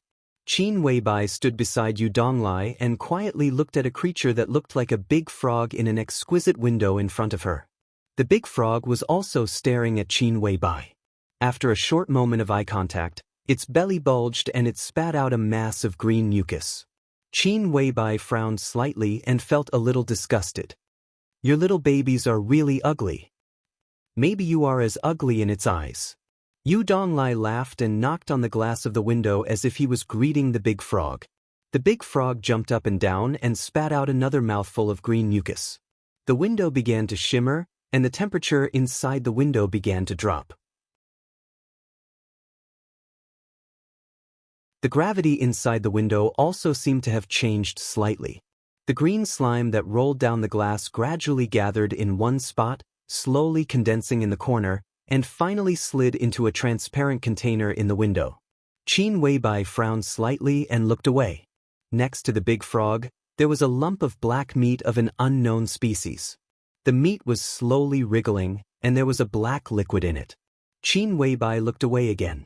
There were countless windows in the huge space on the third underground floor. Almost every window had some strange animals or plants. But at first glance, there were really not many things that were pleasing to the eye.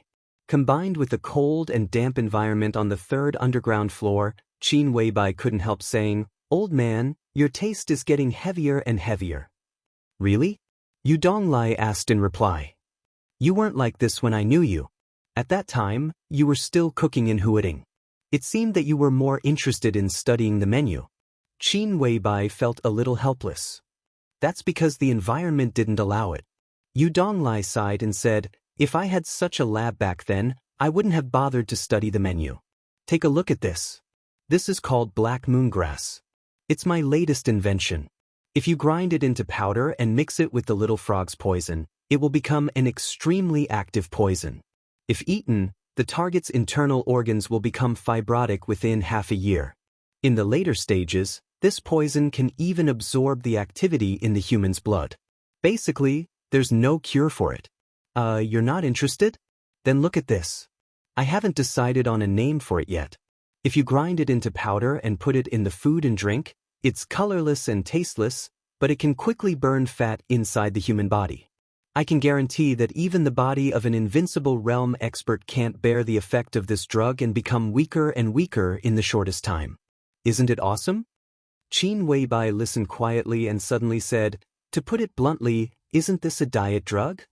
It's different from diet drugs. This kind of drug can burn fat even for people who don't need to lose weight. It's possible to turn them into dry people." Yu Donglai looked serious. Qin Weibai felt a little helpless. "Old man, you're really getting more and more boring. You don't understand the fun of the old." Yu Donglai laughed and said, "It's a hobby. Where's the thing I want to see? I think everything here is what you want to see." Yu Donglai muttered and walked to the depth of the laboratory. "Don't tell me you don't know what it means for me to put the laboratory here." Qin Weibai smiled and didn't speak. Of course, she knew what it meant to put Yu Donglai's laboratory here. It not only meant that Li Tianlan had absolute trust in him, but also meant that Li Tianlan recognized his ability as a poison doctor. The castle had 6 floors above ground and 12 floors below ground. Strictly speaking, there was nothing particularly important on the 6 floors above ground. The real secrets were all underground. Except for the warehouses on the 1st and 2nd floors, from the 3rd floor onwards, every floor below had secrets of Emperor Dong's palace. To say the least, even if Li Tianlan was not in Emperor Dong's palace in the future and the enemy broke into Emperor Dong's palace or even broke into the castle, Yu Donglai could use his laboratory to completely turn the space on the 3rd floor into a poison battlefield to protect the secrets of the lower floors. From this point of view, the ugly animals and twisted plants in the laboratory could be regarded as part of the trump card of Emperor Dong's palace. This was what Qin Weibai needed to see. But it was not what she wanted to see most. I always feel that you're a little eager. Are you going to use this thing to plan something again? Yu Donglai took Qin Weibai to a completely sealed area of the laboratory and asked casually. You'll know soon. Qin Weibai's voice was a little expectant. Yu Donglai shrugged slightly and put his hand on the door handle. He verified his fingerprint, entered the password, scanned his pupils, and verified the password again. Click. There was a clear sound. The alloy door opened slightly to both sides, and behind the door, a space the size of a living room appeared in front of them. Chirp, an incomparably clear and melodious voice rang out without warning. This sound was not loud, but it suddenly appeared, extremely clear and even a little harsh. It was like a bird's chirp that was distorted to the extreme. It was not angry, but extremely violent, like a crazy burning fire. Qin Weibai seemed to frown a little uncomfortably, but she still walked in. There was almost no extra furniture in the small sealed space. There was only a small table with pens and ink on it, as well as a few neatly arranged thick notebooks.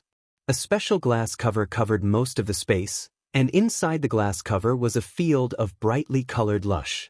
Qin Weibai took 2 steps forward. Inside the glass cover, a twisted purple tree about 2 meters high stood inside the glass cover. It was dark purple all over, and even its leaves were glowing with a dark purple light. The purple tree was thick and twisted. The trunk, which should have been straight, seemed to have been folded at will countless times, looking extremely uncoordinated. The dense branches and leaves grew without any pattern, and the whole thing looked extremely ferocious.